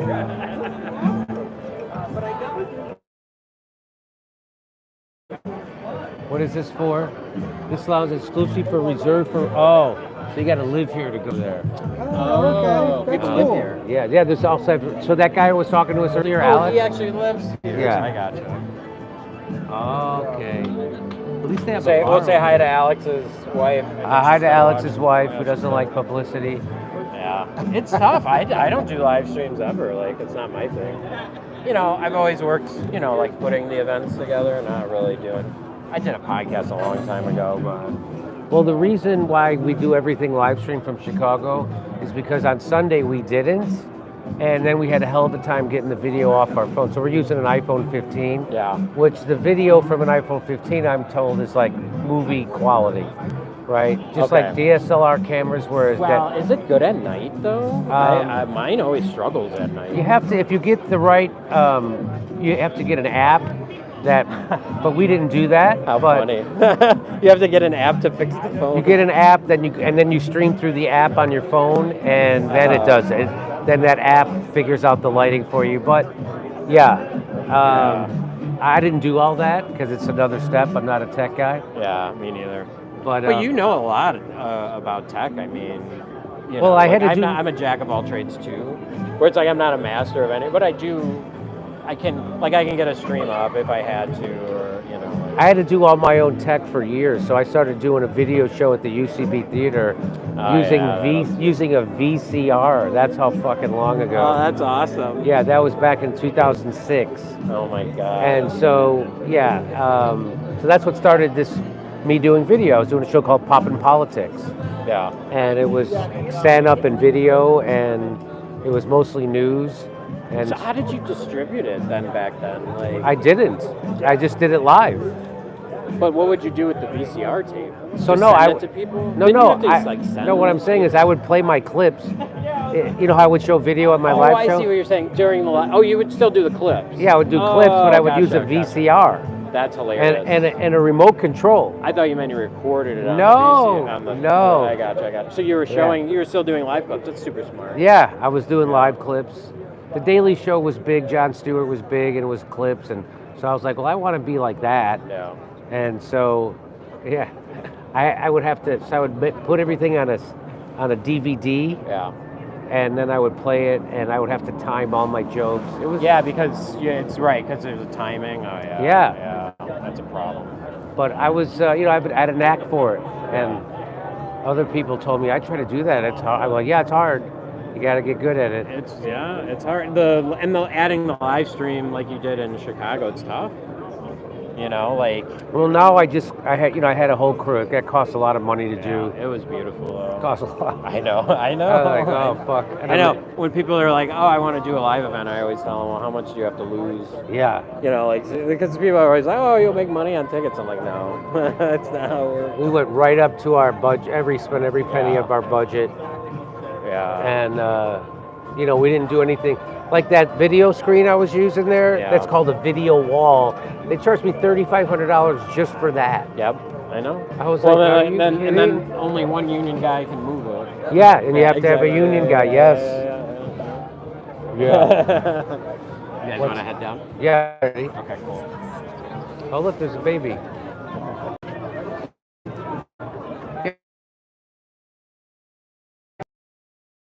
You're a bad parent, maybe. It's a school night. What? Where they going next? Vegas? Hi. Thank you. Good night. Thanks. Thanks, man. I appreciate it.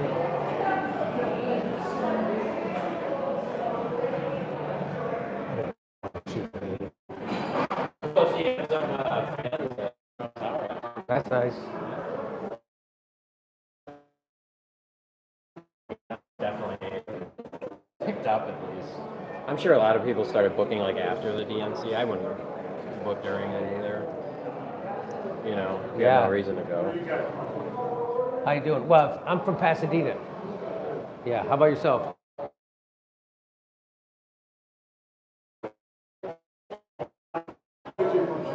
Are you here with the DNC? I do politics. Okay.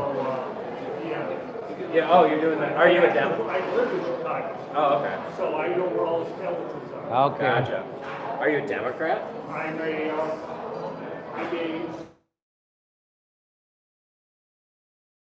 party in Illinois.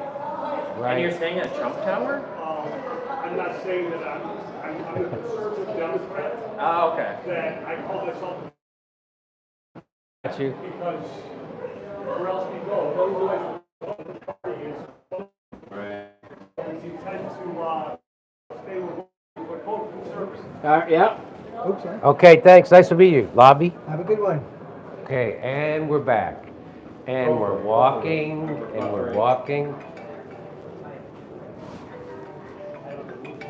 Interesting that a Democrat Steph. at Trump Tower. Yeah. We're back now, right? Okay. Okay. Bye. Love you.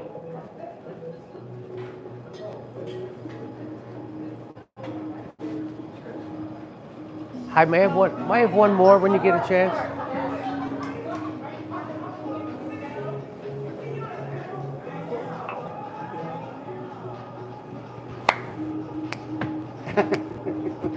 You look good for someone that's been streaming all day. All week. Oh, Yeah, we did a show every day. We did a regular show every day, and Yeah. then I would go out and stream at the protest, stream at the thing, and I know. Benny's been live all day as well. I'm exhausted. I hit a wall today. It's a long day. I wanted to go. They had their last big Palestine protest, but nothing's happening there. I know. And then you talk to these protesters, and they're fucking, a lot of They them, have no idea. a lot of them are great people, but some of them, that when they don't want to talk to you, and it's They like, yell I don't or want to talk. scream. It's like a child. I'm like, wait a minute. Yeah. You're here to get your message out. That's why you're at a public protest, but you don't want to talk to the fucking media? Right. That's still, but that never, lefties do that all the time. Right. Sorry for the noise, Chad. I'm turning this mic off. So I went, to the RNC, and the funny thing is, there were hardly any protesters. Yeah. And they were only there day one, and I think maybe they maxed out at maybe like 100, 150. And then they were gone after day one. It's completely protester-less. So they were saying they were expecting 200,000 people to be protesting here.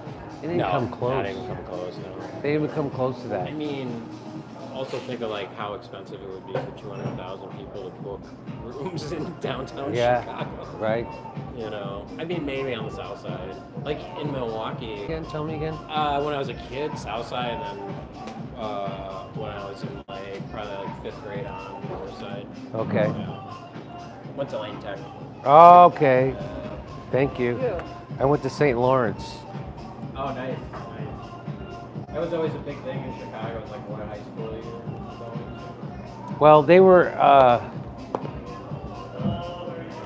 I think the year before, like my 8th grade year, the year before I went to St. Lawrence, I think they went, I don't know if they were state champs or they took 2nd place in state for football. Yeah. So they were, oh, everybody's St. Lawrence, and then they never got that good again. Right. Well, it was interesting, right? It was different for us. Like, a lot of people, you know. Yeah, okay, here we go. A lot of people, you know, it's like whatever neighborhood they live in, whatever town they live in, that's the high school they go to. In Chicago, like, yeah, open. Like, it was, you had to, like, compete to go to different ones. It's interesting.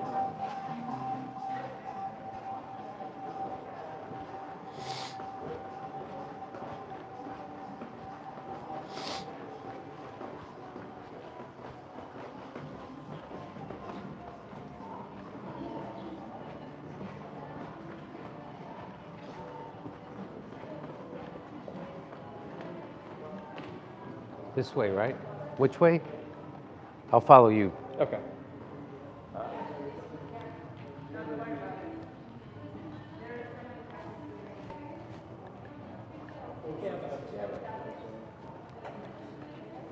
Hello. Oh, Kamala Harris is on right now. Is she? Yeah. Should we watch a little? You want to watch a little bit? I'll watch a little bit. Yeah, turn it up. I have a feeling Benny's gonna go. Probably head in there like after this. This is Benny's stream right here. Okay. It's Kamala. Oh wait. Oh wait. Let me turn my notifications off so I'm not blasting. President Biden and I are working very hard. Because now is the time to get a hostage deal and a ceasefire deal done. Oh, it sounds like Benny. Do you want to listen just to her? Let me be clear. Oh my God. Let me be clear. I will always stand up for Israel's right to defend itself. Oh, so she's pandering to Israel. Ensure Israel has the ability to defend itself because the people of Israel must never again face the horror. So what that means is that she will always stand up for Israel's right to defend itself. Means I'm never going to stop my arms flow to Israel. That's what that means. Yeah, that's I'm never going to do an arms embargo because that would be me stopping their ability to defend themselves. So that's how they get around that. Yeah, it's such a tricky issue, right? Because like, it's not for me. I know, but for some I'm people, I'm radical to a lot of people. No. There's people that understand it, and then there's people that don't. And I would argue most Americans don't understand anything that's going on. That's right. Either. I would agree with you. You know, and it's like a very like, you're a staunch. You know what's going on. If you know what's going on with the Palestine-Israel conflict, like you're actually paying attention. Most people aren't. I didn't. Like I tell people, like when I didn't really know. I had covered intifadas before. I had covered the occupation. I had covered them bombing schools and hospitals and churches, but I never really understood the whole thing. I didn't understand the origin of Israel. I always thought it was invented because of the Holocaust. That's not the case. Zionism started in the 1800s. Yeah. There was the Balfour Declaration in 1917, I think. And and then I figured out, then I found out what the Nakba was, and so I didn't know anything about any of that, but I do know it now because of their carpet bombing of Gaza, right? I got educated. Right. Well, I think that, if you're gonna challenge Donald Trump on anything, I think that's a good one to challenge him on because, most of his policies are like anti-establishment except for that one. My hope was this, and I'm probably wrong about this, but there's a sliver of a hope that he's doing that thing where he's being so overly positive about Israel. He's so that his rhetoric is so over the top pro-Israel that creates space for him to force a deal. Right. Just like how when I was a kid, Nixon could go to China because he was a red baiter his whole life, right? It's like strength, strength, defense through strength. So now nobody would accuse Trump of being a Palestinian sympathizer because his rhetoric is so, and that's why if he says it, so that's what I'm. Well, I'm sure you guys will have a conversation at some point. I'm just hoping that's the case. I mean, and plus he wants to get that Adelson money, right? He got $100 million, I think, from Adelson's widow. Yeah. So I think it serves a dual purpose. He wants the campaign donations, and then he wants to just like, remember how over the top he was with Kim Jong-un? Yeah. Well, I liked what he did with that. And then he used My that. button is bigger. Yes. I thought that was hilarious. Like sometimes you have to use like a little bit of chaos and like comedy essentially to push back. You know, my button's bigger and it works. That was so funny. And it trended, and he saw it, and you know, like he's obviously a weird dude. He loved when like Dennis Rodman went over there because he kind of likes that '90s nostalgia. Yeah. You know, and the fact that Donald Trump said something, I was like, oh my God, you know, like, but no, I like the way he handled it. I thought that was hilarious. And Want to hear some more of what she says? Let's hear it. Where we care for one another, look out for one Except another, for we don't do that. That we have so much more in common than what separates us. Except your whole thing is about division, and you hate half the country. The whole message of this whole conference. None of us has to fail for all of us to succeed. This is just bullshit. This is Oprah saying she's a victim. Yeah, she did say that yesterday. Our opponents in this race are out there every day denigrating America, talking about how terrible everything is. That's what you guys are doing. You're talking about there's a white supremacist under every bed. Yeah. Well, that's true. Yes. That's true. Anyone tell you who you are. You show them who you are. And she's Asian when it suits her, and yes, Indian when Mindy Kaling was on yesterday, reminding us that she's Indian. Who we are and what we stand for. Freedom. Well, she's black, Indian, and she's married to a Jewish guy. Yeah, the whitest guy in the world. It's like it's the oppression Olympics. Yeah.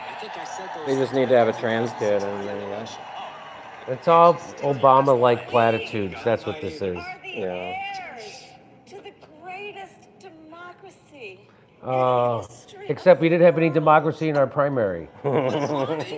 Except the way I got here was the opposite of democracy. I got installed by party insiders and party bosses and hacks. Nothing to do with democracy.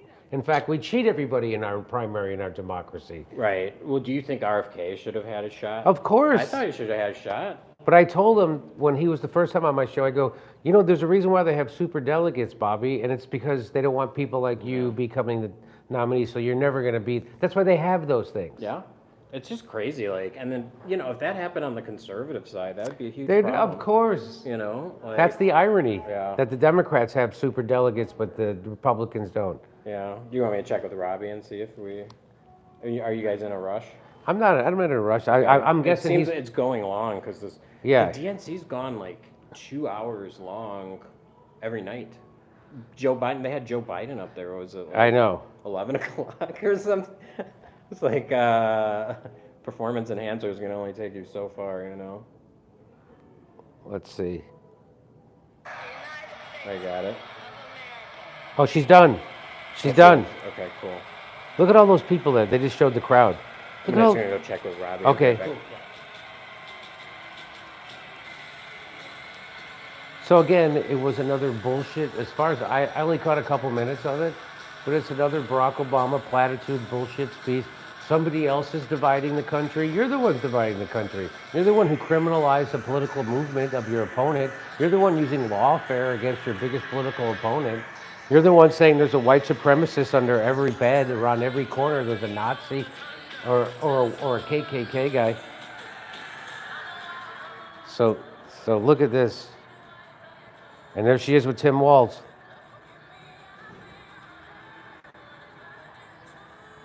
Oh no, that's her husband.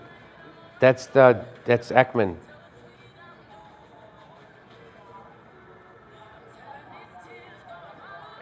The most unpopular person in the primary in 2020, the most unpopular vice president in the history of the country, and now she's going to become president.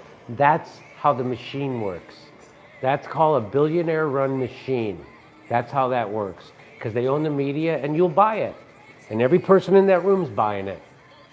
Not one person there has a critical thought in their head. You saw it firsthand. I saw it firsthand. It was depressing.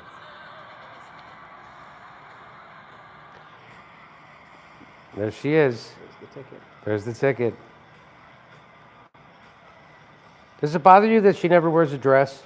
That she only wears pantsuits? That's my question. Oh my God. This is real. This is really happening. That should be shocking and stunning to everybody.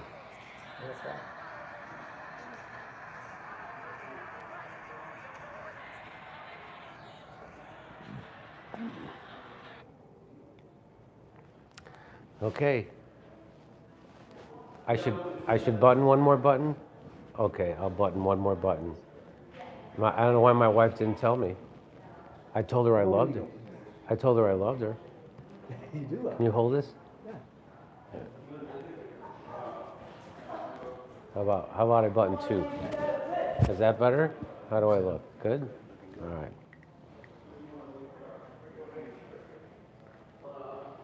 Yeah, that was good. How is it? I gotta tell you, this is a fucking beautiful hotel. It's really pretty.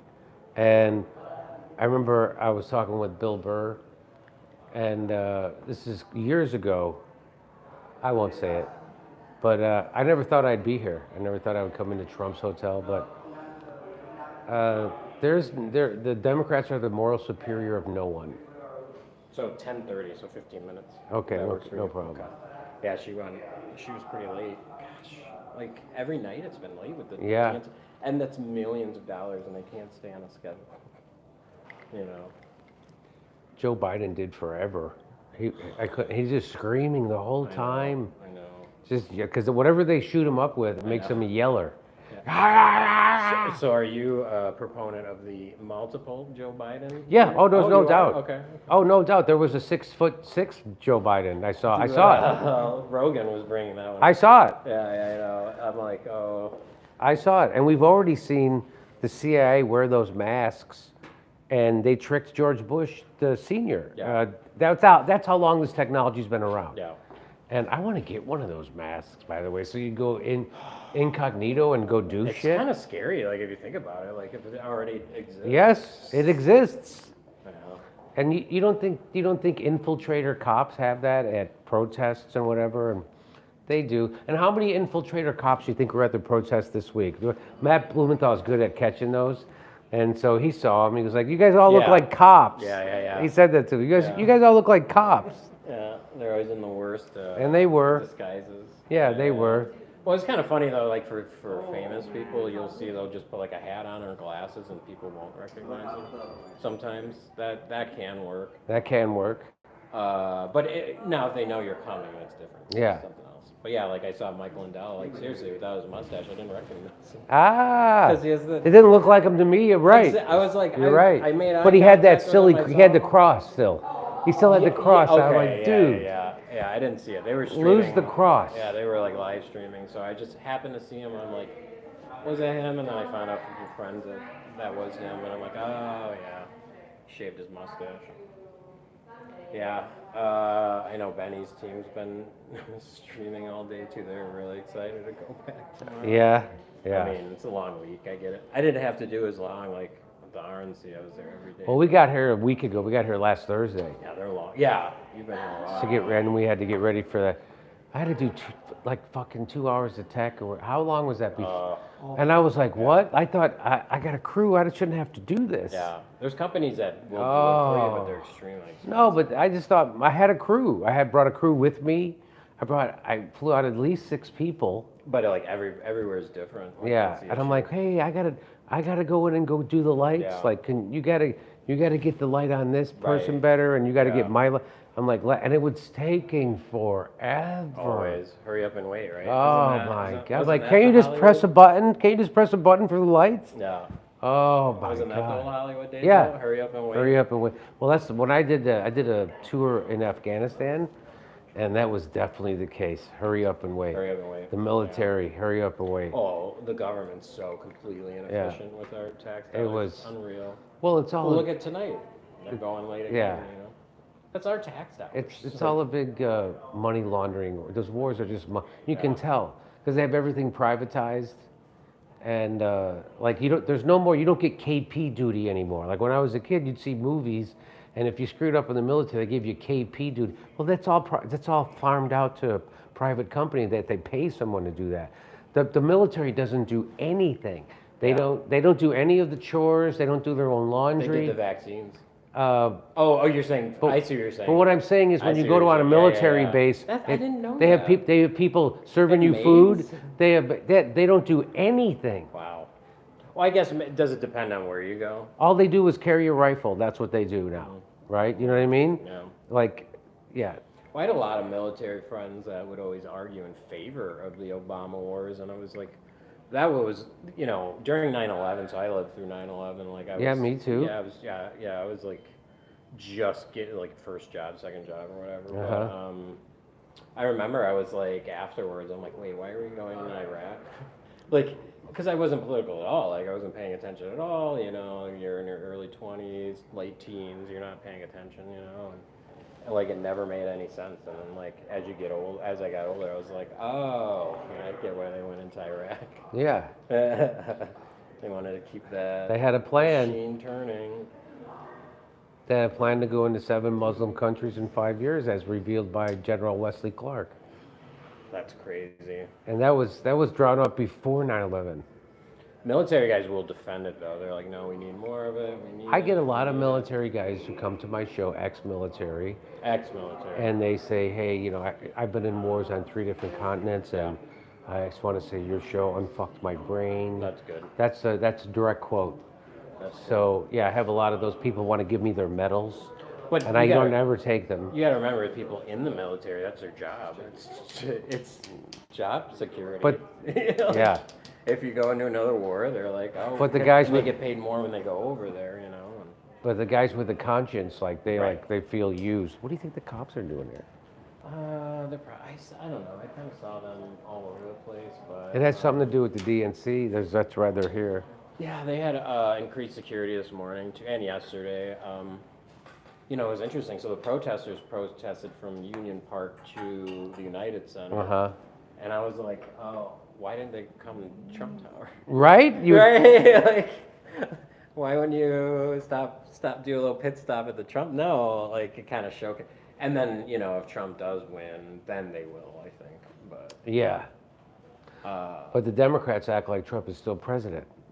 That's how much they hate him and how much they blame him for everything. He hasn't been president for 4 years. I mean, to be fair, like regardless of what side you're on, like the RNC had no issues and the DNC's been just chaos. So, like those protesters are chaotic. Well, they're the ones currently funding a genocide or ethnic cleansing, however you look at it. No. I like when people go, it's not a genocide, it's an ethnic cleansing, which makes it sound like it's nice. Like, oh, they're cleaning them. Yeah. Yeah, they just want to cleanse them. They're so filthy. That's such a tough one, and you're not going to change it, right? It's kind of like when it's like Muslim immigrants that come to America, like they do become a little more liberal. I mean guess. Americanized? American Muslims are a little different, but still, it's. I mean, I think everybody should keep a part of their culture, but you also want people to assimilate, right, and become part of America. Yeah.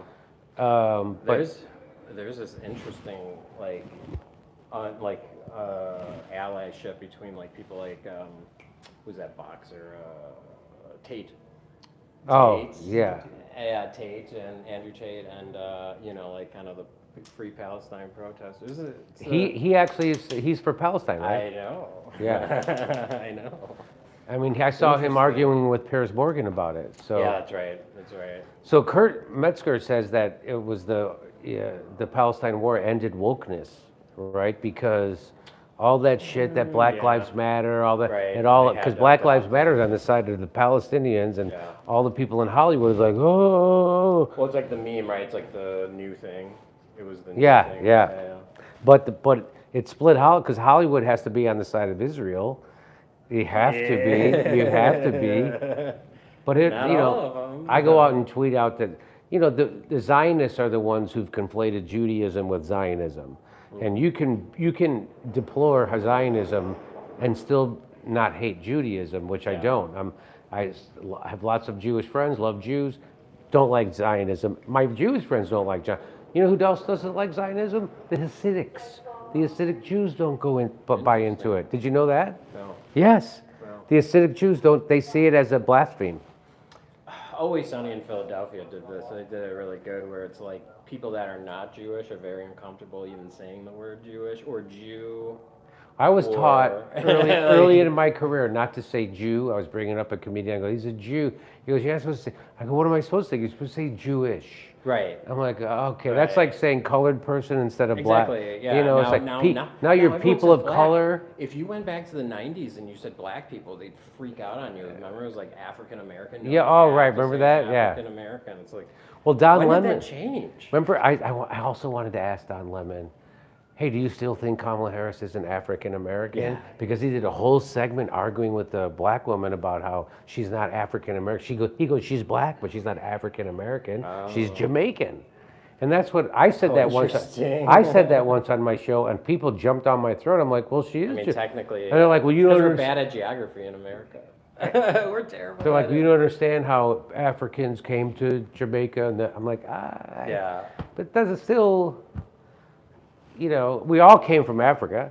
I mean, everybody came from Africa. Well, you believe that theory, yeah. It's like what the Musk said, Elon Musk said to Don Lemon, we were all slaves at one point. Just how far back do you want to go? Well, it's I'm like, I never heard it put like that. Yeah, if you go back to like the ancient religious texts, we were slaves to an alien race. That's a whole nother. That's what Tucker Carlson's talking about. Well, I think Rogan believes in that more. I don't know if Tucker the idea is they evolution they evolved us in a certain way, so it's like how we can take dogs and breed them and make a certain they hyper evolved. Well, we took wolves and we bred them down. We bred them down to a Chihuahua. Right. Yeah, so that was the idea, an alien race hyper evolved us from apes to what we are, so we can mine gold for them. That was the story. Oh, was that it? The ancient texts, the old. Why would they need gold? They said that powered something on their planet. Why would you need gold? That seems silly to me. Well, it seemed like they didn't come here for lithium. They came here for gold. Well, Rogan brings this up a lot. There is a weird fascination with the human race and gold that can't be explained. Why do people like gold so much? It's not. It's well, I thought it was because it was supposed to be rare, right? That's what made it valuable, and then. So are diamonds. Yeah, why do people? Right. But why gold? I'm with you. You can't turn it into anything. You can't. Right. Really, it's powered our economy. Why? Well, that was. They said that's what they thought alchemy was about, turning lead into gold. That's right, because they wanted to make more gold. Yeah. But Carl Jung found out that the alchemists were really about turning psychological lead into psychological gold. That they had figured out all these spiritual truths, but they had to keep them hidden from the church, or else they'd be killed as blasphemers. And so they did figure a lot of shit out, the alchemists. It was more about but people don't know that part, right? Yeah. That's the part they don't know. Well, that's what they don't know. Yeah. But it is weird that we have this fascination over gold for seemingly no reason. That is interesting, yeah. I wonder when it started. The gold rush, obviously, is in our history. Well, that was 1849, right? But prior to that, when did gold? I mean, gold was big in Egyptian times. Yeah. Right, the pharaohs and stuff. Yeah, it's interesting. But according to the ancient scripts, it was used as a power source on some alien planet. Yeah, it's weird when you go back really far into the religious text. It gets very strange. I say like Jesus and like, you know, even Judaism is kind of more like, ooh, that's like the newer, those are the newer religions technically. Like depending on how far you want to go back. Now we have like Scientology and, you know, like all that stuff, but Mormonism's my favorite because that guy was a total con man. He was like literally a con man. I mean, literally. Literally started his own bank. But it just goes to show you that, you know, I think Mormonism has helped probably a lot of people to become good people. They're great. Mormons are great. They're the nicest people. I'm not. If you see two Mormons coming down the street, you're not afraid. No, they're very nice. Right? Yeah. They don't drink. They don't smoke. They don't do right. anything. They don't even drink caffeine. Right. They can't drink caffeine. What's his face? They're like the Amish in a way. Who's the Mormon presidential candidate? Mitt Romney. Mitt Romney, right? Yeah. And remember, like, they had that truce, like, between him and Obama. He's like, oh, I'm not going to bring up your Mormon stuff because it's so bizarre or whatever. Oh, really? Yeah, so they didn't really talk about him being a Mormon. I mean, I honestly, I don't think Mormonism any more crazy than any other religion. I was brought up Catholic. That's a good point. And, you know, what really shook me was when my dad bent down and kissed the ring of the bishop. And I was like, what are you doing? Yeah, it's very strange. Like, that's just a guy. Yeah. Like, it really threw me. I was in 7th grade. And it's like, you know, I was still at that time, my dad was a hero and the strongest guy. And he literally was a very strong guy. And yeah, we got 2 minutes. Are there 2 minutes? Okay. So we're going live with Benny. Benny Johnson, Mr. Popular. And... on Tenet Media. On Tenet Media, whatever that is. Tenet Media. I didn't know that Tim Pool was with a media company. Yeah, well, Tim has his own company, so he has Timcast News, obviously. But for us, what he does is he does a weekly show. He does a Culture War podcast every Friday. Check it out. So he does that for us, and then so like what our creators do is they'll like do different shows. So like Benny does the Arena, which is Tonight Show. Oh, so this is Tenet Media doing this. Right. Oh. Tim. Well, it's technically Benny's crew running it, but okay. You know, like it's our show, yeah. Just like my show on Friday is my crew, but Rumble. Exactly. Rumble was the I guess sponsor or whatever you want to call it. Wow. Well, how do I get on some of that Tenet Media money? That's what I want to know. You know, that's the funny thing is they don't let me near the book, so I have no idea. Oh, okay. Who's the person? Who's their acquisition? Yeah, I just started a couple weeks ago. I'll do a show. I'll do a show. Or a month ago now. A month ago. I'll fly to Chicago once a week, do a show right here. This is beautiful. This is the primo hotel, I think, with the views. Yeah. I haven't been in a hotel that comes close to these views. Yeah, Trump's Tower is pretty nice. I might even stay here once. Yeah. Yeah, I actually have a room tonight. So I like the Gold. So I stay up by Oak Street Beach, where I as a kid I used to sell hot dogs and Cokes, and they call it the Gold Coast. But I like to stay up there. There's a Thompson Hotel, but now we're at a place across the street. Anyway, I love it. There's all these. It's called the Viagra Triangle, right? They call it.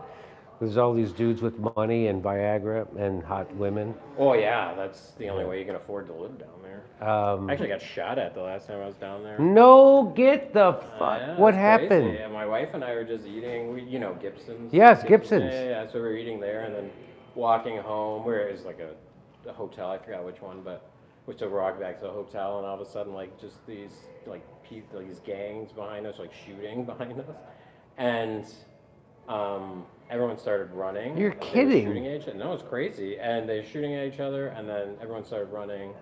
And then here's the craziest part. You ready? The cops literally passed us as the crowd is running. They passed us and just kept going because the people like ran off.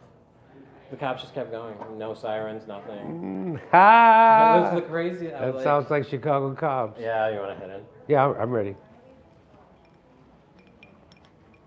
So we just have to be quiet in there.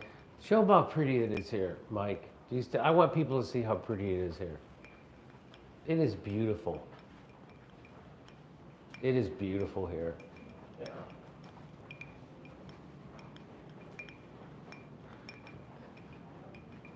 Who are all those people at that table over there? I'm not sure, but they are live. So okay, I'll be quiet. Okay, shh. We're going inside there live with Governor Rob Blagojevich.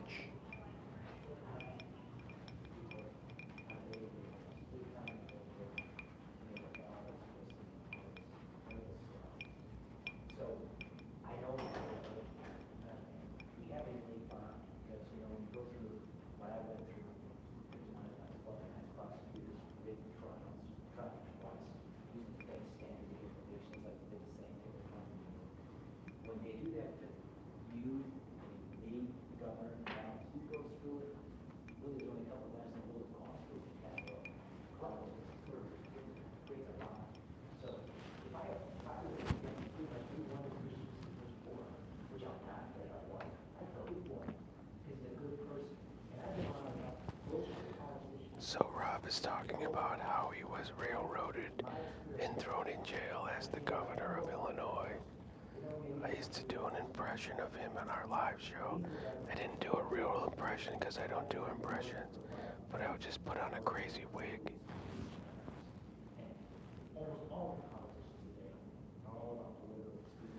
Exactly what he said. I would put on a crazy wig and I would swear a lot.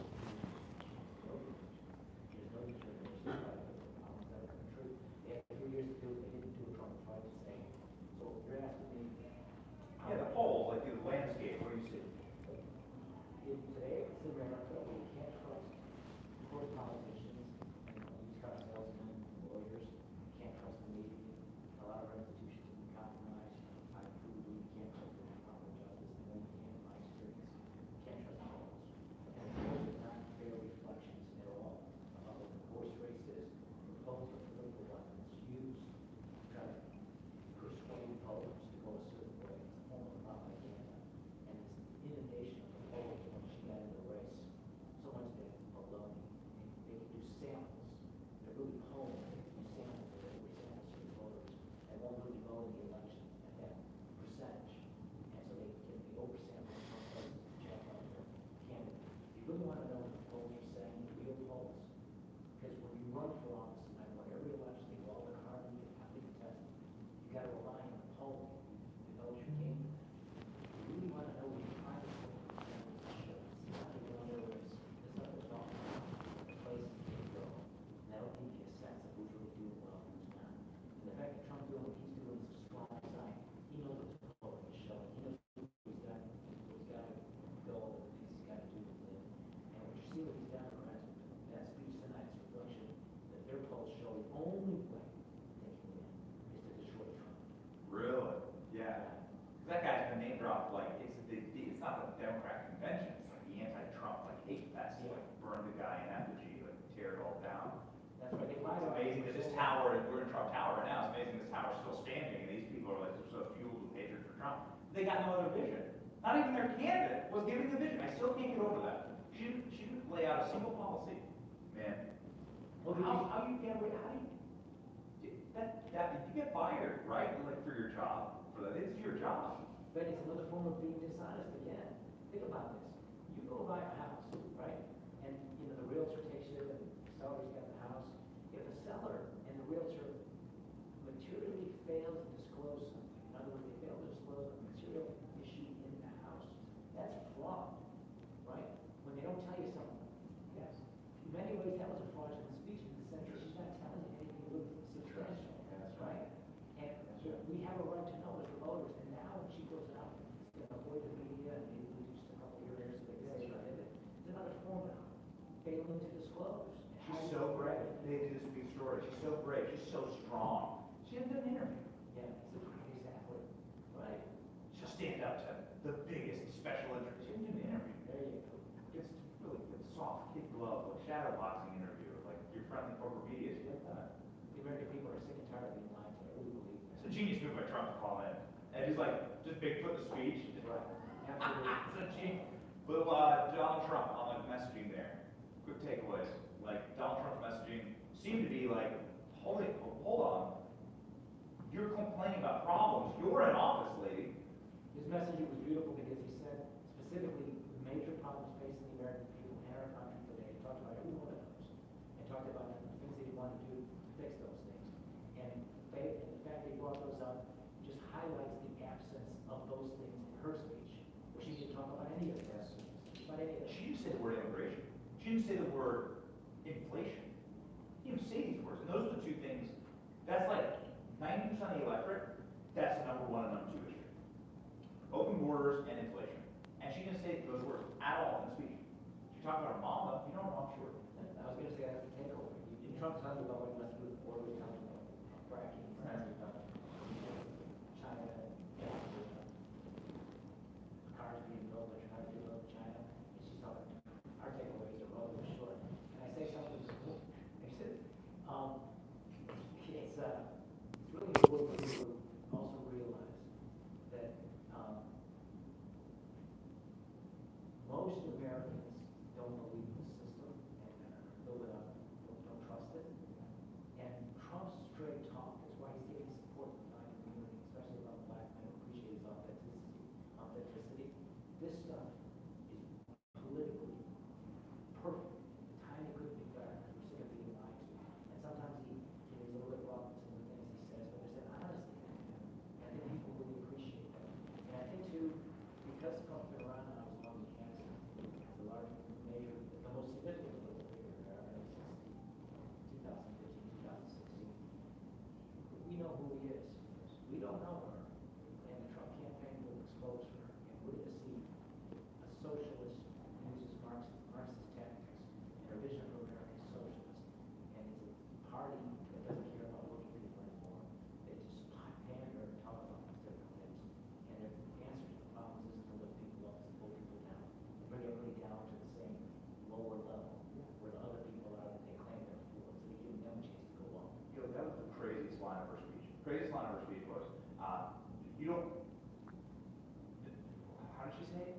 Nobody needs to fail for people to be successful. Huh?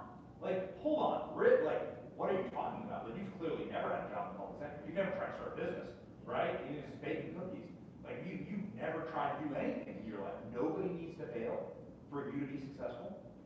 For someone to be successful, that doesn't mean and we all need to fail. Huh? Like, you don't understand risking the reward like in life. You don't understand the laws of gravity, lady. You're a cuckoo for Cocoa Puffs. Some of the best things that happen in life to us is when we fail. Yes, that's exactly right. How do you grow? Look, is our country going to be safe and strong, prosperous and secure? Choice is very clear. Trump, if you want that, that's your choice. If you want Venezuela, if you want socialism, if you want a combination of wage controls that lead to scarcity and starvation, coupled with KGB, Soviet-style police state politics where you weaponize prosecutors to go after your political opponents. If you want that, vote for this Democratic ticket. I just want to give you the final word here. Final word here because it's an honor to have you on the program. It's an honor to meet you. Again, the state and the city where we are is a great American city, and this was a much better state when you were running it. This was a much safer and better city, and more vibrant city when you were the governor of this state. And that's just a fact. It's just an indisputable fact. What is this party and this speech? You were cringing. I'm not sure if you could hear it on the microphone, but you were just kind of cringing as you were watching it. What happened in this party? What does this mean? You know, this Kamala Harris moment as somebody who really made your bones, right? And in the corporate Democrat Party, you know, on a higher level. Part of it happened when I started. That's where the power of energy was part of it. He said it, I think that not so many. So it was like a philosophy. That's a enforcement for that. And that French coalition, the Silicon Valley billionaires who benefit, the way things are, Wall Street fits into that.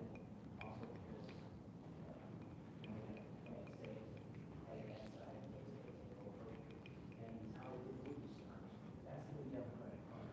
It's not the way you're sending over to people in the nation. It's not the actual issues on the construction sector. Or taking some of my manufacturing. That used to be the Democratic Party. They don't speak their issues. How they are not on those people. They're going free vasectomies and some crazy shit like that. It's the music pitch that goes out. You know what I'm talking about? Yeah. The new Democratic Party, that's where their energy is. It's wild. And it's really interesting. It's migrants over working people and poor people. It's gangbangers over cops. This is a fact. I know it's the Democratic Party because I was a Democrat. It's bureaucrats over parents and parental rights.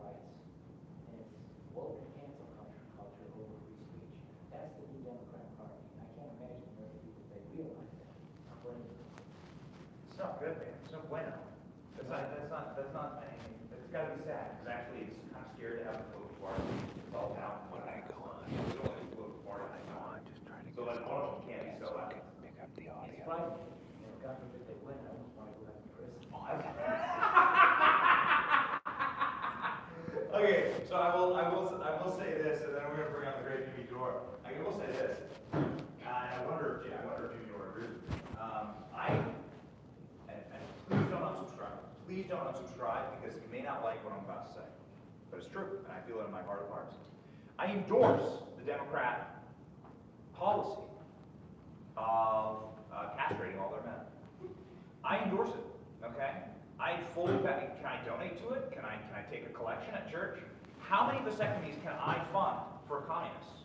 I will do it. It might hurt. I will reach into my pocket. I will personally help you snip your balls off. I'll do it in the back of a van. I'll make sure you get into a dodgy van, no windows, going down a bumpy road, south side of Chicago. There's a couple bricks missing. Who knows? You might end up Jewish by the end of it. Either way, I'm telling you, dude. We were doing three shots earlier in the. Nice to meet you. I'll see you next time. Tonight, the timing is just going to work out just right, and we got some legends in the household. And Jimmy's got a old-fashioned. It's a Negroni. A Negroni. Rolling through. Oh man, I got some water here. I'll pretend it's vodka. Sure. So, what are we thinking, ladies and what gentlemen? happened? We said, go? why not? If we're going to do the speech, we said, how about the great governor, Rod Blagojevich, a great governor, amazing job, good man, a guy. No. Again, this state was a much better state when he was running it. I don't care. Okay. I don't care what you think about it. We thought that he would have the governor because he'd be able to really lean in on the politics of the DNC and of the state of Illinois, obviously. And then we got to bring in Jimmy Dore because we need a comedian to make some sense of what the hell just happened. So, knowing what I know about Rod Blagojevich, what I know about politics now is that he was doing regular politics and they decided to criminalize it, right? He was trying to get something there was a Senate seat that was open, and so he wanted to use that as a leverage to negotiate stuff for himself, which I'm betting every governor does who has. That's just politics, man. And so they decided to, just like they're doing against Donald Trump right now, they're doing lawfare against him. They're making normal real estate deals now into some kind of crime, and normal things that you would do to contest an election, they're turning that into a crime. And so it was great to meet him and see him, because when I started my show in Los Angeles, it was called Poppin' Politics at the UCB Theater, which is a very anyway, so I used to do an impression of him. I don't do impressions, but I would just put on a wig because he has that incredible head of hair. It does. And so I would put on a wig and I would come out and I'd be Rod Blagojevich and I would swear a lot. Exactly what he said. He said, "You want me to swear a lot?" I go, "Yeah, I would swear a lot." That was the thing.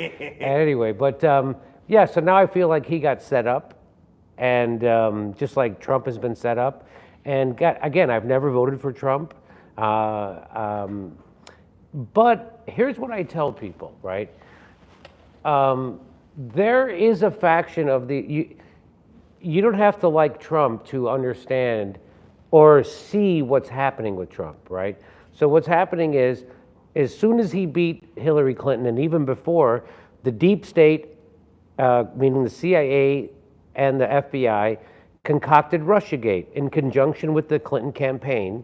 And what did they do? They did that. They got the media to go along with them, because they had the same people who concocted that are the same people who control the media. So Russiagate became ubiquitous. I was one of the first ones, if not the first show, to debunk it, because I brought on Bill Binney, who was an NSA codebreaker, the top codebreaker for decades, who the FBI also tried to throw in jail. He was so smart, he outsmarted them, they couldn't. But I brought him on my show, and he showed me that technically there's no way Russia tapped into the DNC server. Technically, he worked that out, and he said, so this was done locally, which means Seth Rich did it, right?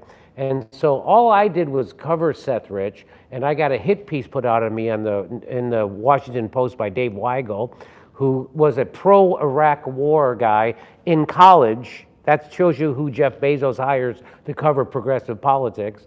And so Dave Weigel compared me and put me in an article with white supremacists and literal pedophiles, saying this is what YouTube is doing. And Jimmy Dore is one of these conspiracy theorist guys. Well, it turns out I was right, because now we know that the FBI is not going to release Seth Rich's laptop for 65 years. 65 years. I was like, when I heard that, I was like, oh, did Seth Rich kill Kennedy? Like, why don't they want to release his laptop? Oh, it's because there was the exact thing that we thought is happening. So I just wanted to say that about Rob Blagojevich. And it is. I would like to see what has happened if he remained governor. And not that I'm a fan of any politician, right? Because I think it takes a certain type of, as Chris Hedges says, the most mediocre of people become politicians. And that includes the people like Kamala Harris.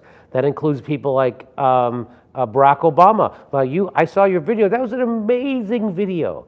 So you went down to a black neighborhood, Barack Obama's old neighborhood, and you interviewed people, and you couldn't throw a swing a dead cat without finding a black person who supported Donald Trump. There were lots of dead cats and, there. I kept swinging them. And my team's like, please, you're gonna get sick. You're gonna get sick. There's gonna be a problem here. We're gonna have to get you a rabies shot. And I said, I got my shots. So, Joe Biden did the crime bill, which is responsible for locking up black and brown people at much higher rates than their population.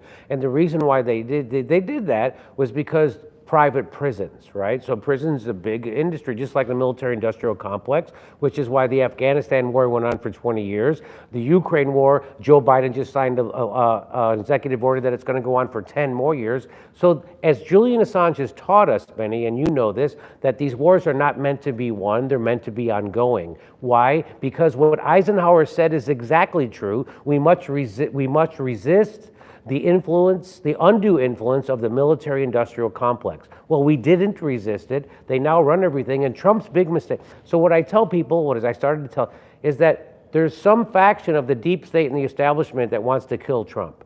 They did Russiagate. They impeached him 4 times. They tapped his phone. They really did do that, right? Not only his phone, but the phone of his whole campaign. And now they're doing lawfare against him. And then they tried to kill him. So there is a part of Trump that the establishment is allergic to. So that is not made up. That's manifest, right? And so you can't deny that about Trump. So as much as Trump, I think in his first presidency, he governed like a regular Republican, right? Except he didn't do war like they did. Trump made the mistake of thinking that the president controls the military and the deep state. And then he was disabused of that idea. He found out quickly he does not control the military. The military did whatever they wanted behind his back. And they lied to him about pulling troops out of places, and they did whatever they wanted. And Trump and the president is just a puppet. And we know that the president is a puppet of the deep state and the military because Chuck Schumer, when Donald Trump became president, he was on Rachel Maddow. I know you know this, but let me just restate it, that Chuck Schumer, who was the head leading Democrat in the country and the head Democrat in the Senate, was on with Rachel Maddow, the biggest military-industrial complex pig that there is on cable news is Rachel Maddow. And Chuck Schumer told her to her face in 2016 that Trump, who thinks he's a smart guy, is being really dumb to call out the intelligence community, meaning the FBI, the CIA, the NSA. And Rachel Maddow said, what do you mean? What are you talking about? And he said, well, if you mess with the intelligence community, they have 6 ways this Sunday to mess with to mess with you back. And what did that tell you? So what that told us, so that's called a gaffe. And in Washington, the only time you make a gaffe is when you accidentally tell the truth. And so Chuck Schumer told the truth there. And the truth was that the president doesn't control the CIA or the FBI or the NSA. They control the president. And the president better watch his P's and Q's, and he better be nice to the intelligence community or they're going to get him back. Well, he wasn't nice to them, and they did get him back. They did get him back in many ways. They got him impeached twice. They did Russiagate. And right now they're doing lawfare against him. So, and by the way, the FBI planted evidence against him in their investigation at Mar-a-Lago. We all know that now. And he didn't do anything that Joe Biden didn't do. Joe Biden didn't even have, so anyway, I could go on, Benny. Let me stop and let you ask me a question if you want. This is a perfect setup to RFK Jr. RFK Jr. hates the deep state maybe more than Donald Trump does. It's, having your dad killed and your uncle killed, they'll do that to you. That'll radicalize a man. And the ties that bind seem to be assassination attempts between the two men and their deep seething hatred of this ghost in the machine, right? This deep state. RFK Jr. presumably drops out tomorrow. That's what the reporting is. And the reporting also is that he'll endorse Trump. Your thoughts on that? You're a guy who has interesting shades politically, and this would be, man, this is a wild look, because you have Elon Musk on one side of Trump, you have RFK Jr. on the other side of Trump, you have obviously the MAGA middle, and it seems to be the political unity ticket of a lot of our dreams. So I don't think there's a chance in hell that RFK Jr. endorses Kamala Harris and Tim Walz. In fact, I had gotten a pass. I got a pass into the Democratic convention. I got an inside patch, an inner pass, and I was waiting because I wanted to ask Don Lemon, because he was there. I saw him, but I couldn't get to him. I wanted to ask him, who do you think has a better rec, J.D. Vance or Tim Walz, right? And what a better guy to ask than John Lemon, who's gay, and he would know.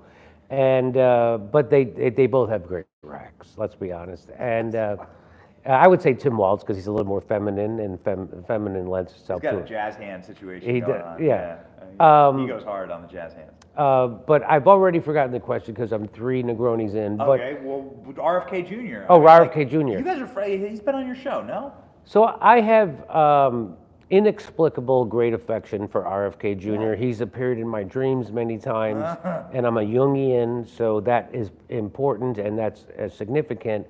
But I did depart on him on his Israel policy. Now I'm a radical when it comes to Israel, right? And so I've been ostracized by Hollywood because of it. And, I go so far as to say I don't think Israel has a right to exist.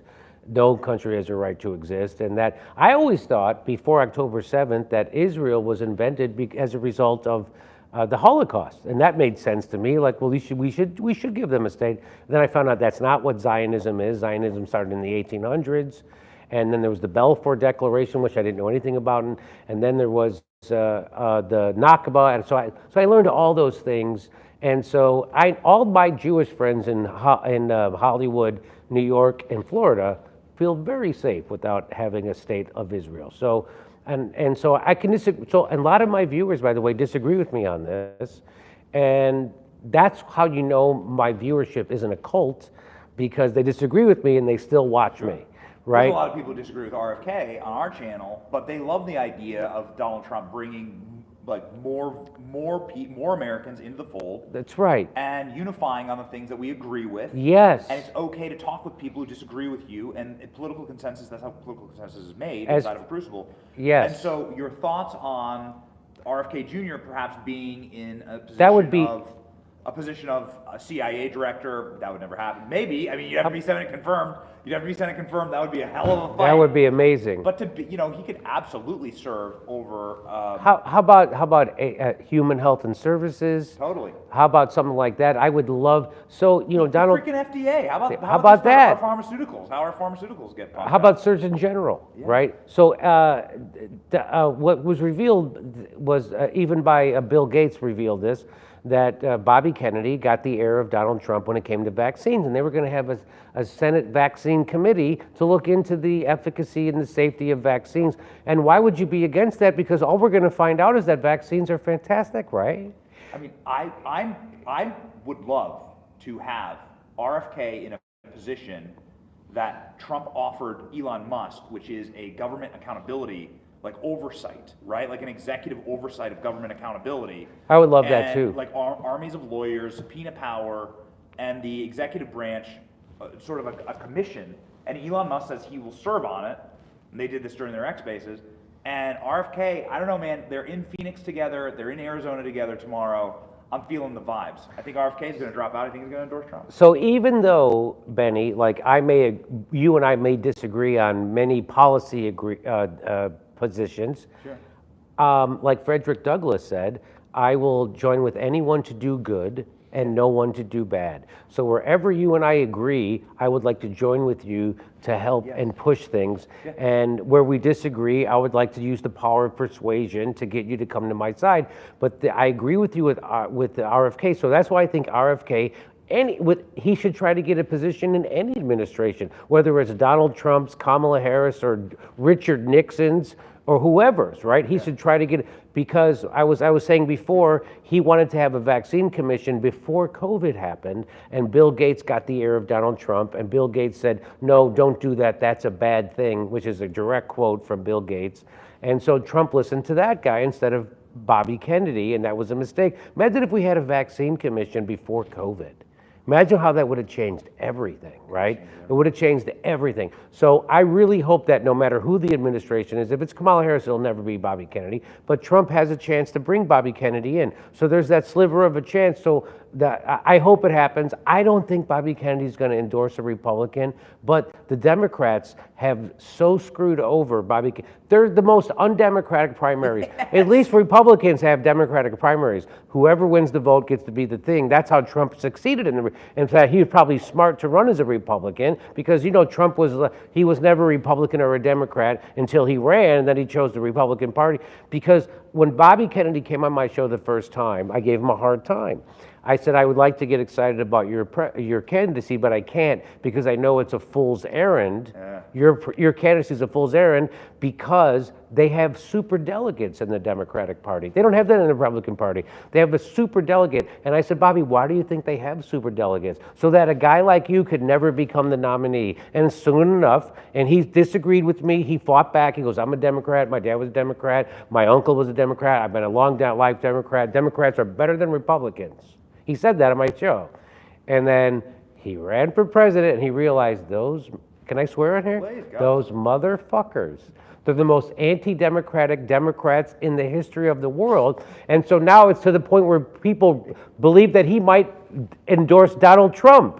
That's how bad the Democrats are. That's how bad they are. You turned RFK Jr.'s son, who was an environmental champion of the left for decades. People can now go kayaking in the Hudson because of Bobby Kennedy and his lawfare against corporations and now they've been turned into haters of Bobby Kennedy because of the money of Big Pharma, because Democrats under Bill Clinton's tutelage became the tools of military-industrial complex, Wall Street, Big Pharma, and insurance companies and big oil. So if you remember, I don't know if you remember, maybe you're too young to remember this, but when Bill Clinton became president, he did a thing called the Democratic Leadership Council, the DLC, with Al Gore. And that was like, they were going to be the new Democrats, right? What did that mean? That meant they got so scared by Ronald Reagan that they decided to become tools of Wall Street. And so they said, hey, we're open for business. And on the Democratic Leadership Council, the DLC, they had Koch brothers executives on their DLC. So there was no difference. Bill Clinton, he did private prisons. He had 100,000 new cops. He bankrupted unions by doing NAFTA. That was the beauty of Trump. The first time he was against the WTO treaty, right? And he did that, which the Democrats were for it. Barack Obama's out there campaigning for and Trump was against it. That was great, right? So because NAFTA cut the legs out from underneath the unions for a generation, they still haven't recovered. So he did that. He privatized prisons. He gutted welfare. At the same time, he imprisoned all those people with Joe Biden's crime bill, and then he was ready to privatize Social Security. After he deregulated Wall Street, he took away Glass-Steagall, which led to the crashing of Wall Street within 10 years, and he was going to privatize Social Security, except because he had a secret deal, according to Thomas Frank. he had a secret deal with Newt Gingrich to privatize Social Security, but what stopped it was the blowjob from Monica Lewinsky. Story broke the night before he was going to announce that. So he didn't have any political capital left anymore to do that. So we owe a blowjob to still having Social Security, which I'm a big fan of Social Security. I'm a big fan of a mixed economy, right? So I think that the government should take the profits from oil and gas that's underneath the land that we all own and give it back to the people and not give it to Exxon and Shell and Mobil. That's what I believe. But I believe in a mixed economy. There should be free market capitalism, and then there should be things that are privatized. I mean, things that are government run, like that. Not government run per se, but the profit should come back to us. Anyway, the point is, Bill Clinton was no friend of the working man, and neither was Joe Biden. That's the biggest joke. They just crushed a union strike, and they're out there pretending. And then this speech was all poppycock. It was all just like Barack Obama's speech was bullshit. Did you see Michelle Obama say that my parents were always suspicious of people who took more than they needed? Lady, you have 3 homes on private islands. Private freaking islands that like regular people can't 40 get to. acres on Martha's Vineyard. You know, Barack Obama had the balls to go to Africa and tell people that, you know, if everybody here has an air conditioner in a private car, the world's going to overheat. And then he goes back to his private house on Martha's Vineyard that has 40 acres. How many do you think air conditioners here? I'm going to guess at least 11 air conditioners. Then he has another house in Chicago. Then he has another place in Maui, and he builds a seawall. Did you know about the seawall? Yeah, he had to get an easement for it. He broke every law in Maui. So so climate change laws say you can't have a seawall. And why can't you have a seawall in Maui? Because it creates beach erosion down the road. He didn't give a shit. He got a cutout to do that for his property, and it doesn't matter about isn't it amazing that all the billionaires, Benny, that tell you that climate change is real and sea level rising, they're all buying beachfront property. Dude, isn't that weird? Oprah spoke last night, and she owns a 1,000-acre plantation. They still call it a plantation. She calls it a plantation on Maui. She's the biggest landowner in Maui, and she hasn't opened up a single acre to the people of Lahaina who had their entire homes burned down, who were trapped in their city as it burned. The government trapped them in there and burned them alive. That's a matter of fact. The AP reported that. Only the people who disobeyed the government were the ones who survived. That's right. And Oprah has yet to open up a single acre of her 1,000 acres on a plantation, yes, that's what it's called, for any of those people. Let people know how many acres that is. So if you're having a hard time picturing, have you ever been to Manhattan or you've been to Central Park? It's enormous. It goes on forever.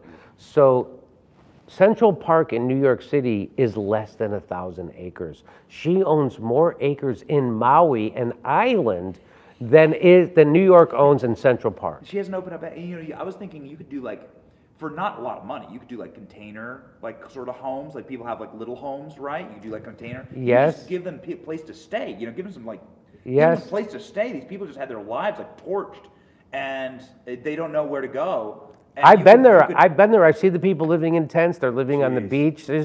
I've been there. You see people spray painting on building sides saying this is a land grab. And you know why they do that? Because it's a land grab.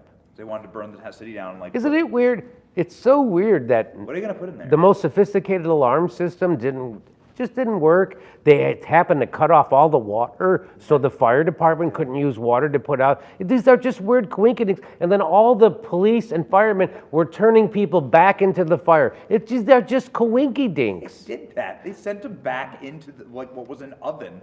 These are coinkydinks. The government did, yeah. All right. Well, so remember, Oprah wants to raise money. Wants us to donate. She wants us to donate. Yeah. She could have taken $5 billion. She's worth. She could have taken $1 billion and restored Lahaina herself. She wanted you to do it. That's exactly. She gave $10 million. That's like me giving a quarter. Okay, so she didn't give anything. She owns $500 million in property herself. Anyway, by the way, buying up all that property in Maui. The natives who live there are upset about it because that raises the price of all the land for everybody else in Maui. Of course. Yeah. It's scarcity. And there's a homeless problem in Hawaii is a big problem. Yeah. So Kamala Harris, that's the name of the night. She's fantastic. Did you watch the speech? I watched about 5 minutes of it, and it was fantastic. I thought it was great. It was her pretending. It was all platitudes and bullshit. Just like Michelle Obama, just like Barack Obama, at least Joe Biden has the balls to come out and just brazenly lie. Right? Yell and scream about it. But like Kamala, what was weird to me, man, and I can't get this out of my head, is she's in power right now. You're in charge. She's pretending like she's not in power. You're in power. What's this game you're playing? And you're gonna like tell us you're gonna like sing pour honey in our ears for 10 minutes about your family and your aunties, and you're not gonna tell us anything you're gonna do for the damn country. This place is in shambles right now. I like and that. You're in power. So I was inside the convention. I was on the floor for a little while. And the last time I was on the floor for a Democratic convention was the last time they had one, because in 2020 COVID, they didn't have one. So in 2016, I was in Philadelphia, and I was on the floor, and it was interesting and exciting, and it gave you hope about democracy. Why? Because half those people there were progressives who supported Bernie Sanders. So there was friction, which is what's supposed to happen at a convention. There's supposed to be friction, and people are supposed to argue about policy, and that's what was happening there. The establishment eventually did whatever they did to Bernie, and they threatened to prosecute his wife for the bullshit bank deal she did at the college or whatever, but he rolled over for them. And he didn't do anything Bernie Sanders didn't extract anything from the establishment for his support of Hillary Clinton. That's how it's supposed to work. You know politics, Benny. So if somebody wants you to get you to endorse them, you have to give a concession. Bernie didn't get anything, nothing. He got a new island house. They all get island houses. So he has like 3 houses. He got a book deal. He became a millionaire. He's got a book deal, all that shit. He became the banking chairman. The progressives are like, well, Bernie's going to become the banking chairman. And what did that do for you? Fucking nothing. Anyway, so when I was there last time, it was fun to walk the floor. Yes. I would walk the floor and I would interview people, and they had interesting ideas about policies. They all were understanding what Bernie was pushing and what Hillary was. This time, it was the exact opposite. No one even cared about politics. No one knew anything. I was interviewing one Democratic delegate, and I said, "Hey, does it bother you that there wasn't a real process for the primary this time to get the nominee?" And the woman who I was talking to was a beautiful black woman, and she said, "What do you mean? I don't know what you mean. We had a primary." I go, "Yeah, but they switched the usual primary starts in Iowa and then New Hampshire. They switched it to go start in South Carolina because that would benefit Joe Biden. And then they said if anybody else campaigned in Iowa or New Hampshire, they would take away their delegates that they earned there. That's why RFK had to leave the party, because they were putting in all these rules that would screw him." So he's like, "I see what's happening." So that's the opposite of democracy. So anyway, I said this to this woman, and she said, "I go, aren't you upset that there wasn't a real primary?" And she says, "What do you mean they had a primary?" And I said, "No, Joe Biden won, and then they forced him out." "Yeah, but there was a process," she said, "and Kamala Harris followed the process." I'm like, "That's not called democracy. The process is called what a corporation does. That's not." And then I was like, okay, well, wow. She sounded exactly like a DNC delegate, right? Yeah. And then I said, "Well, what's your favorite policy of Kamala Harris?" And literally she said to me, "Criminal justice." A black woman telling me her favorite policy of Kamala Harris is criminal justice. Kamala Harris is known for locking up black people for things that she was guilty of herself, hiding evidence that would exonerate them, and then after the Supreme Court told her to release prisoners from California's prisons, she still didn't, and the reason why she didn't do that, they gave in court, was because it would upset the prison labor system. Do you know what that's called? It's called slavery. I don't know if you know. So Kamala Harris was literally imposing slavery on black and brown people in California, and this woman who's a delegate to the DNC this year for Kamala Harris is telling me she likes her because of that. So it was, honestly, Benny, I left there super depressed. Yeah, it was NBC World. We were there. I was there with Vivek, and we were just streaming and running around, and just kind of like chewing the fat with people, and it's kind of like kicking the doors in, right? Like a little bit. Vivek knows that he's going to be recognized. People are going to yell and hiss and scream, and it's going to cause a little bit of a ruckus. And it was when Vivek was doing a Fox hit, I just wandered around and looked at people, and we did people watching. Bro, it was like Zombies. Glassy-eyed. Zombies. Like glassy-eyed people. Brainwashed. Kind of like walking. Yes. And like very NPC. Very much like an Android world, right? Yes. Where it's like everyone had a Neuralink chip. Yes. Yeah. And they were all like on the same wavelength. And like, Yes. Kamala, it's like a meme. It's like the chip was taken out, the Biden chip was taken out, and before the port even got cold, they shoved a Kamala clip in there, and they were reprogramming, update, done, algorithm activated. So like a convention traditionally is supposed to be where you get together and you knock heads and you work out policy and you Jimmy, find compromises. Jimmy, I didn't see a single Biden button. So I went around looking. I'm like, can anybody find me Biden? Jack. Nothing. A photo. A pashmina. Whatever, dude. A lady in a wheelchair with like a little Biden sticker on her wheel. That's all I cared about. Find me a Biden thing. That dude was straight up Stalinist level erased. He's been erased. Right? So, that famous photo, Stalin and that guy, well, and the guy's gone. Well, wasn't it ironic? I don't know if you saw this part of the convention. I did. They were holding up signs that saying "We love you, Joe." When Biden came, right. they had passed these out, obviously, and they were holding up, "We love you, Joe." Yeah, we love you so much that we cooed you and forced you out of a primary that you won. That's how much we love you. We want you to get the fuck out of here, and we're putting you on the first night of the convention instead of the last night because we don't give a shit about you. We want people to forget about you. That's how much they love Joe Biden. That was amazing to me. But by the way, I want to just bring this point up if I can about communism. So my point of view is that the actual Democratic establishment and the Republican establishment, which also hates Trump, by the way, the Republican, right, that they're so much alike that they have to invent these fake narratives to hate each other, right? So right now, the Democrats are inventing this narrative that Donald Trump is going to become dictator on day one. He's going to become a king. And I was at a Palestinian protest, and someone said that they hated Donald Trump and they might vote for Kamala Harris. And I said, why? They go, because Trump will make himself king. And I go, well, what's the mechanism for him to do that? I mean, if Trump can make himself king, why didn't he do that the first time? Why is he waiting? And that means that anybody could have did that? Why didn't Nixon make himself king? Why didn't?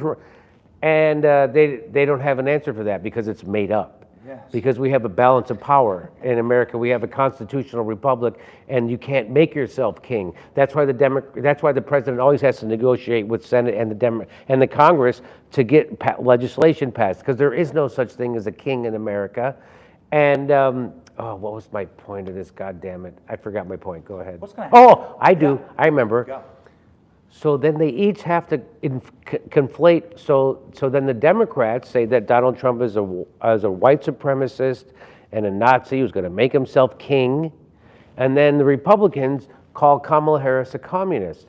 Now, she's not a communist. What she is a corporatist authoritarian, right? And why do I say she's authoritarian? Is because she's for censorship, which is the hallmark of a dictator, right? Censorship. And they always tell you they're censoring people to protect you. And so they're going to censor you from people telling the truth about COVID. They're going to censor you from people telling the truth about Ukraine. They're going to censor you from telling the truth about Russiagate. They're going to so censorship is, as RFK Jr. says, when in history has the censors ever been on the right side of history? Never.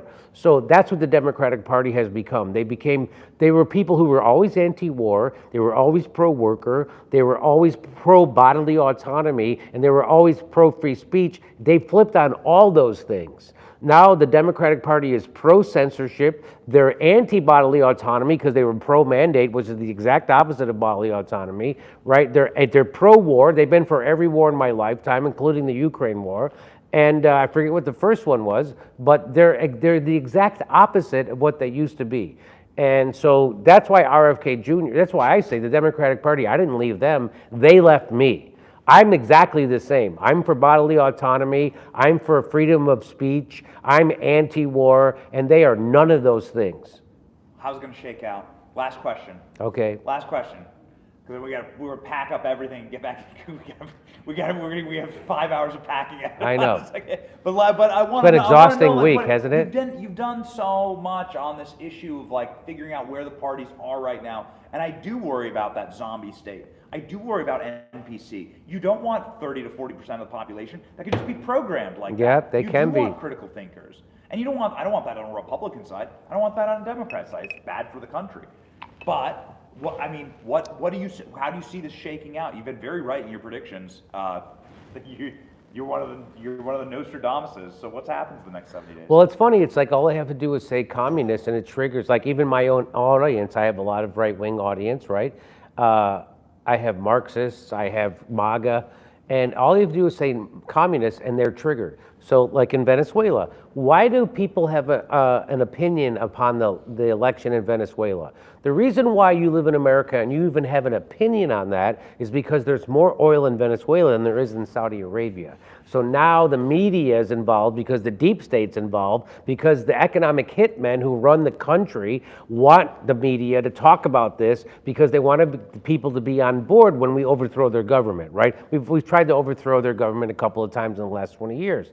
And why? Because there's more oil, and Trump even admitted it. In fact, he gave a speech where he said, if I was president, we would have taken all that oil, we would have got all that oil. And that's another reason why the deep state would have killed them, wants to kill him, because he tells the truth. Nobody else will say that. They'll say, well, we want to bring democracy. So as soon as I found out there was more oil in Venezuela than in Saudi Arabia, I knew it was just a matter of time before we had to bring democracy to their people. And that's what they're saying, right?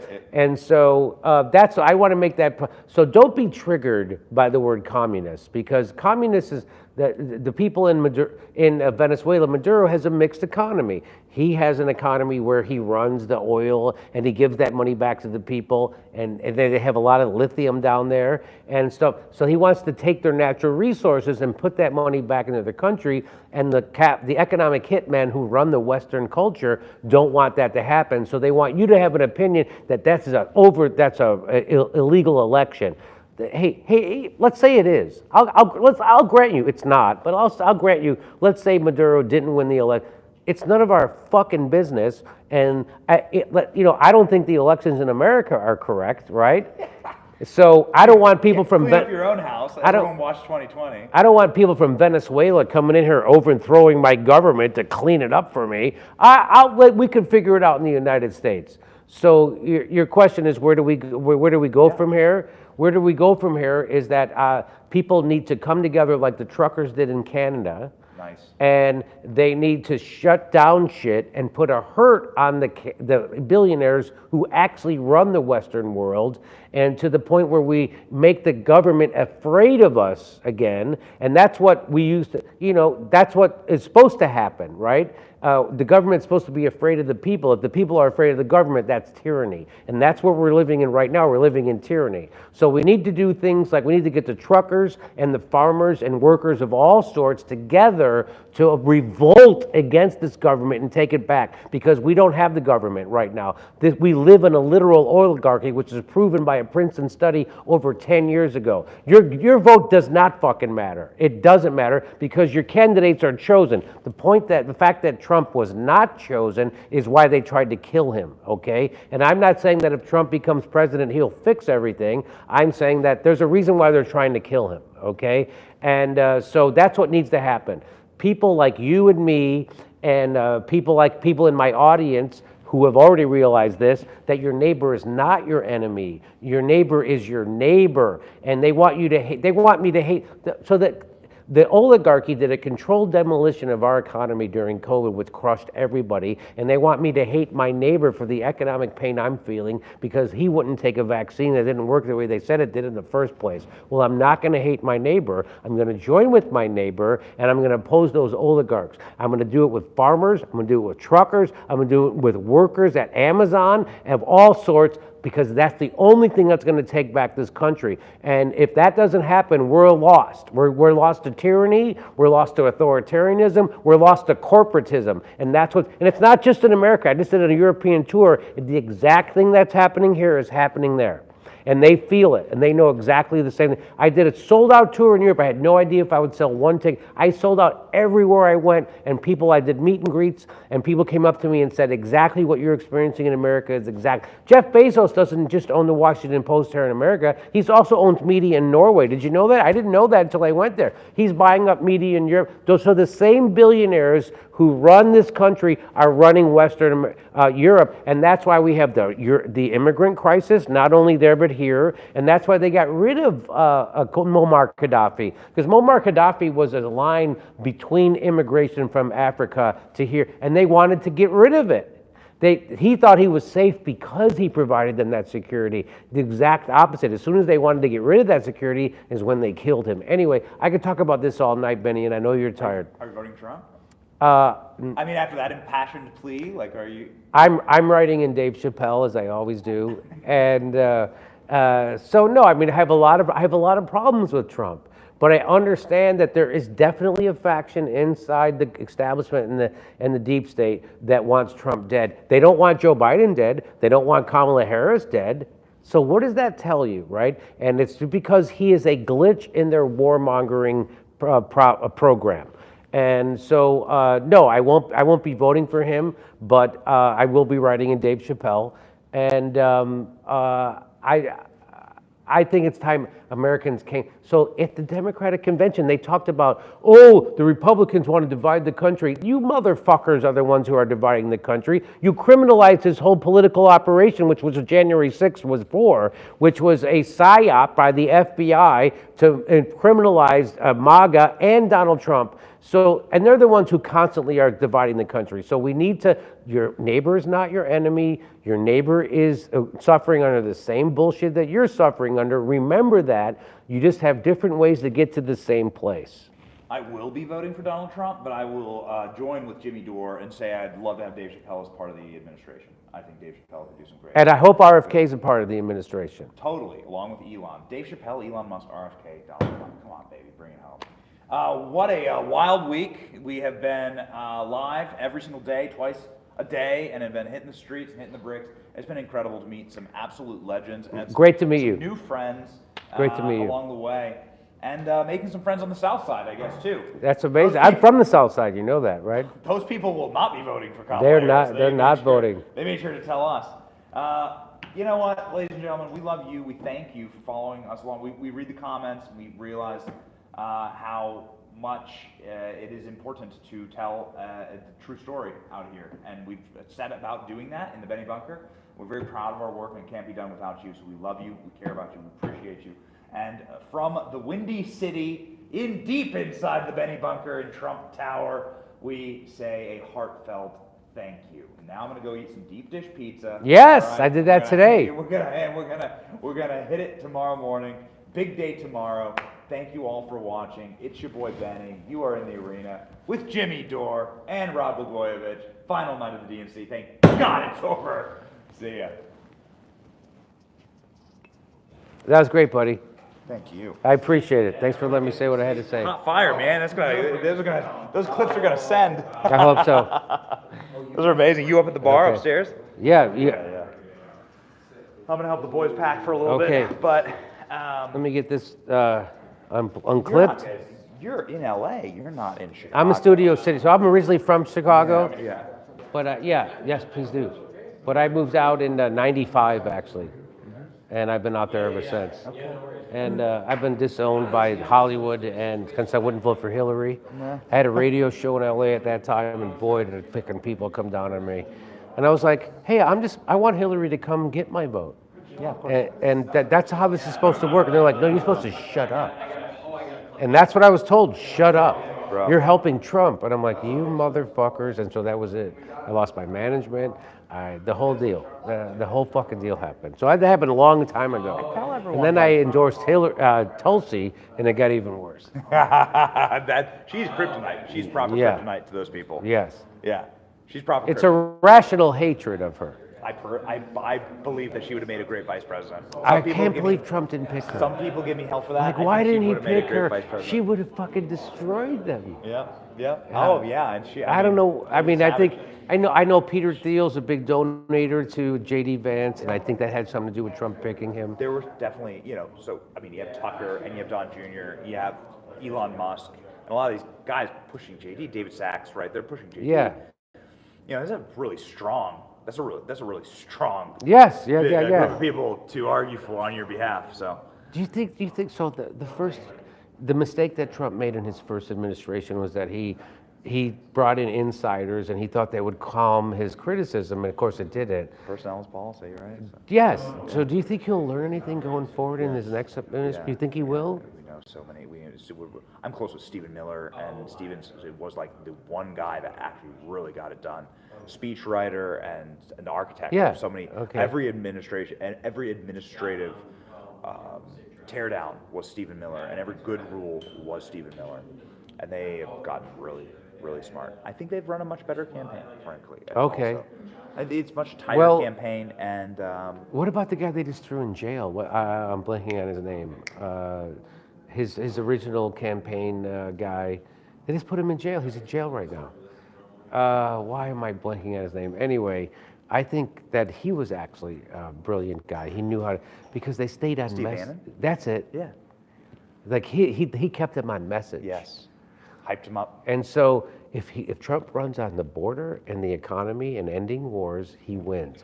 If he runs on Kamala's not black and Kamala, he loses. Yep. He got to stay on fucking message. Can't play in the mud with the pigs, man. That's right. They want him to talk about that shit. They love it. They're like, please bring up her race. I was born and raised in the Briar Patch. Like, Yeah. identity politics. You're gonna play the identity politics game with me? No, man, you're gonna lose that. So that was, I think that Trump's gone back on message. He did a live call-in, so we played that on the program. I'm not sure if you heard that. Oh no, But I didn't. He locked in, and it was really neat to hear him like respond. It's good energy because he responds to Kamala right away. So they like cut right from Kamala's speech over to Trump's really? reaction live on Fox, and it's a smart move. Really smart move. Never seen a candidate do that before. I never saw that. Yeah. And he's not so he shows up at the Black Journalist Caucus or whatever the fuck. Kamala doesn't. Yeah, of course. And I'm telling people, dude, what does that tell you? Yeah. Like she's afraid of questions from her own people. He's not. He'll show up at least. Anyway, all right. I won't. When I'm in LA. I won't. We Please will let me know, and I'd love to talk have you about on my show. We'd LA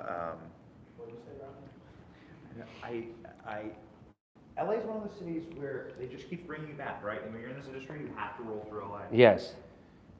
Benny, it was good seeing you. It was great seeing you. Great job this week. I know it's a long week. So. Man, what's wild is that we just destroyed Democrat influencers.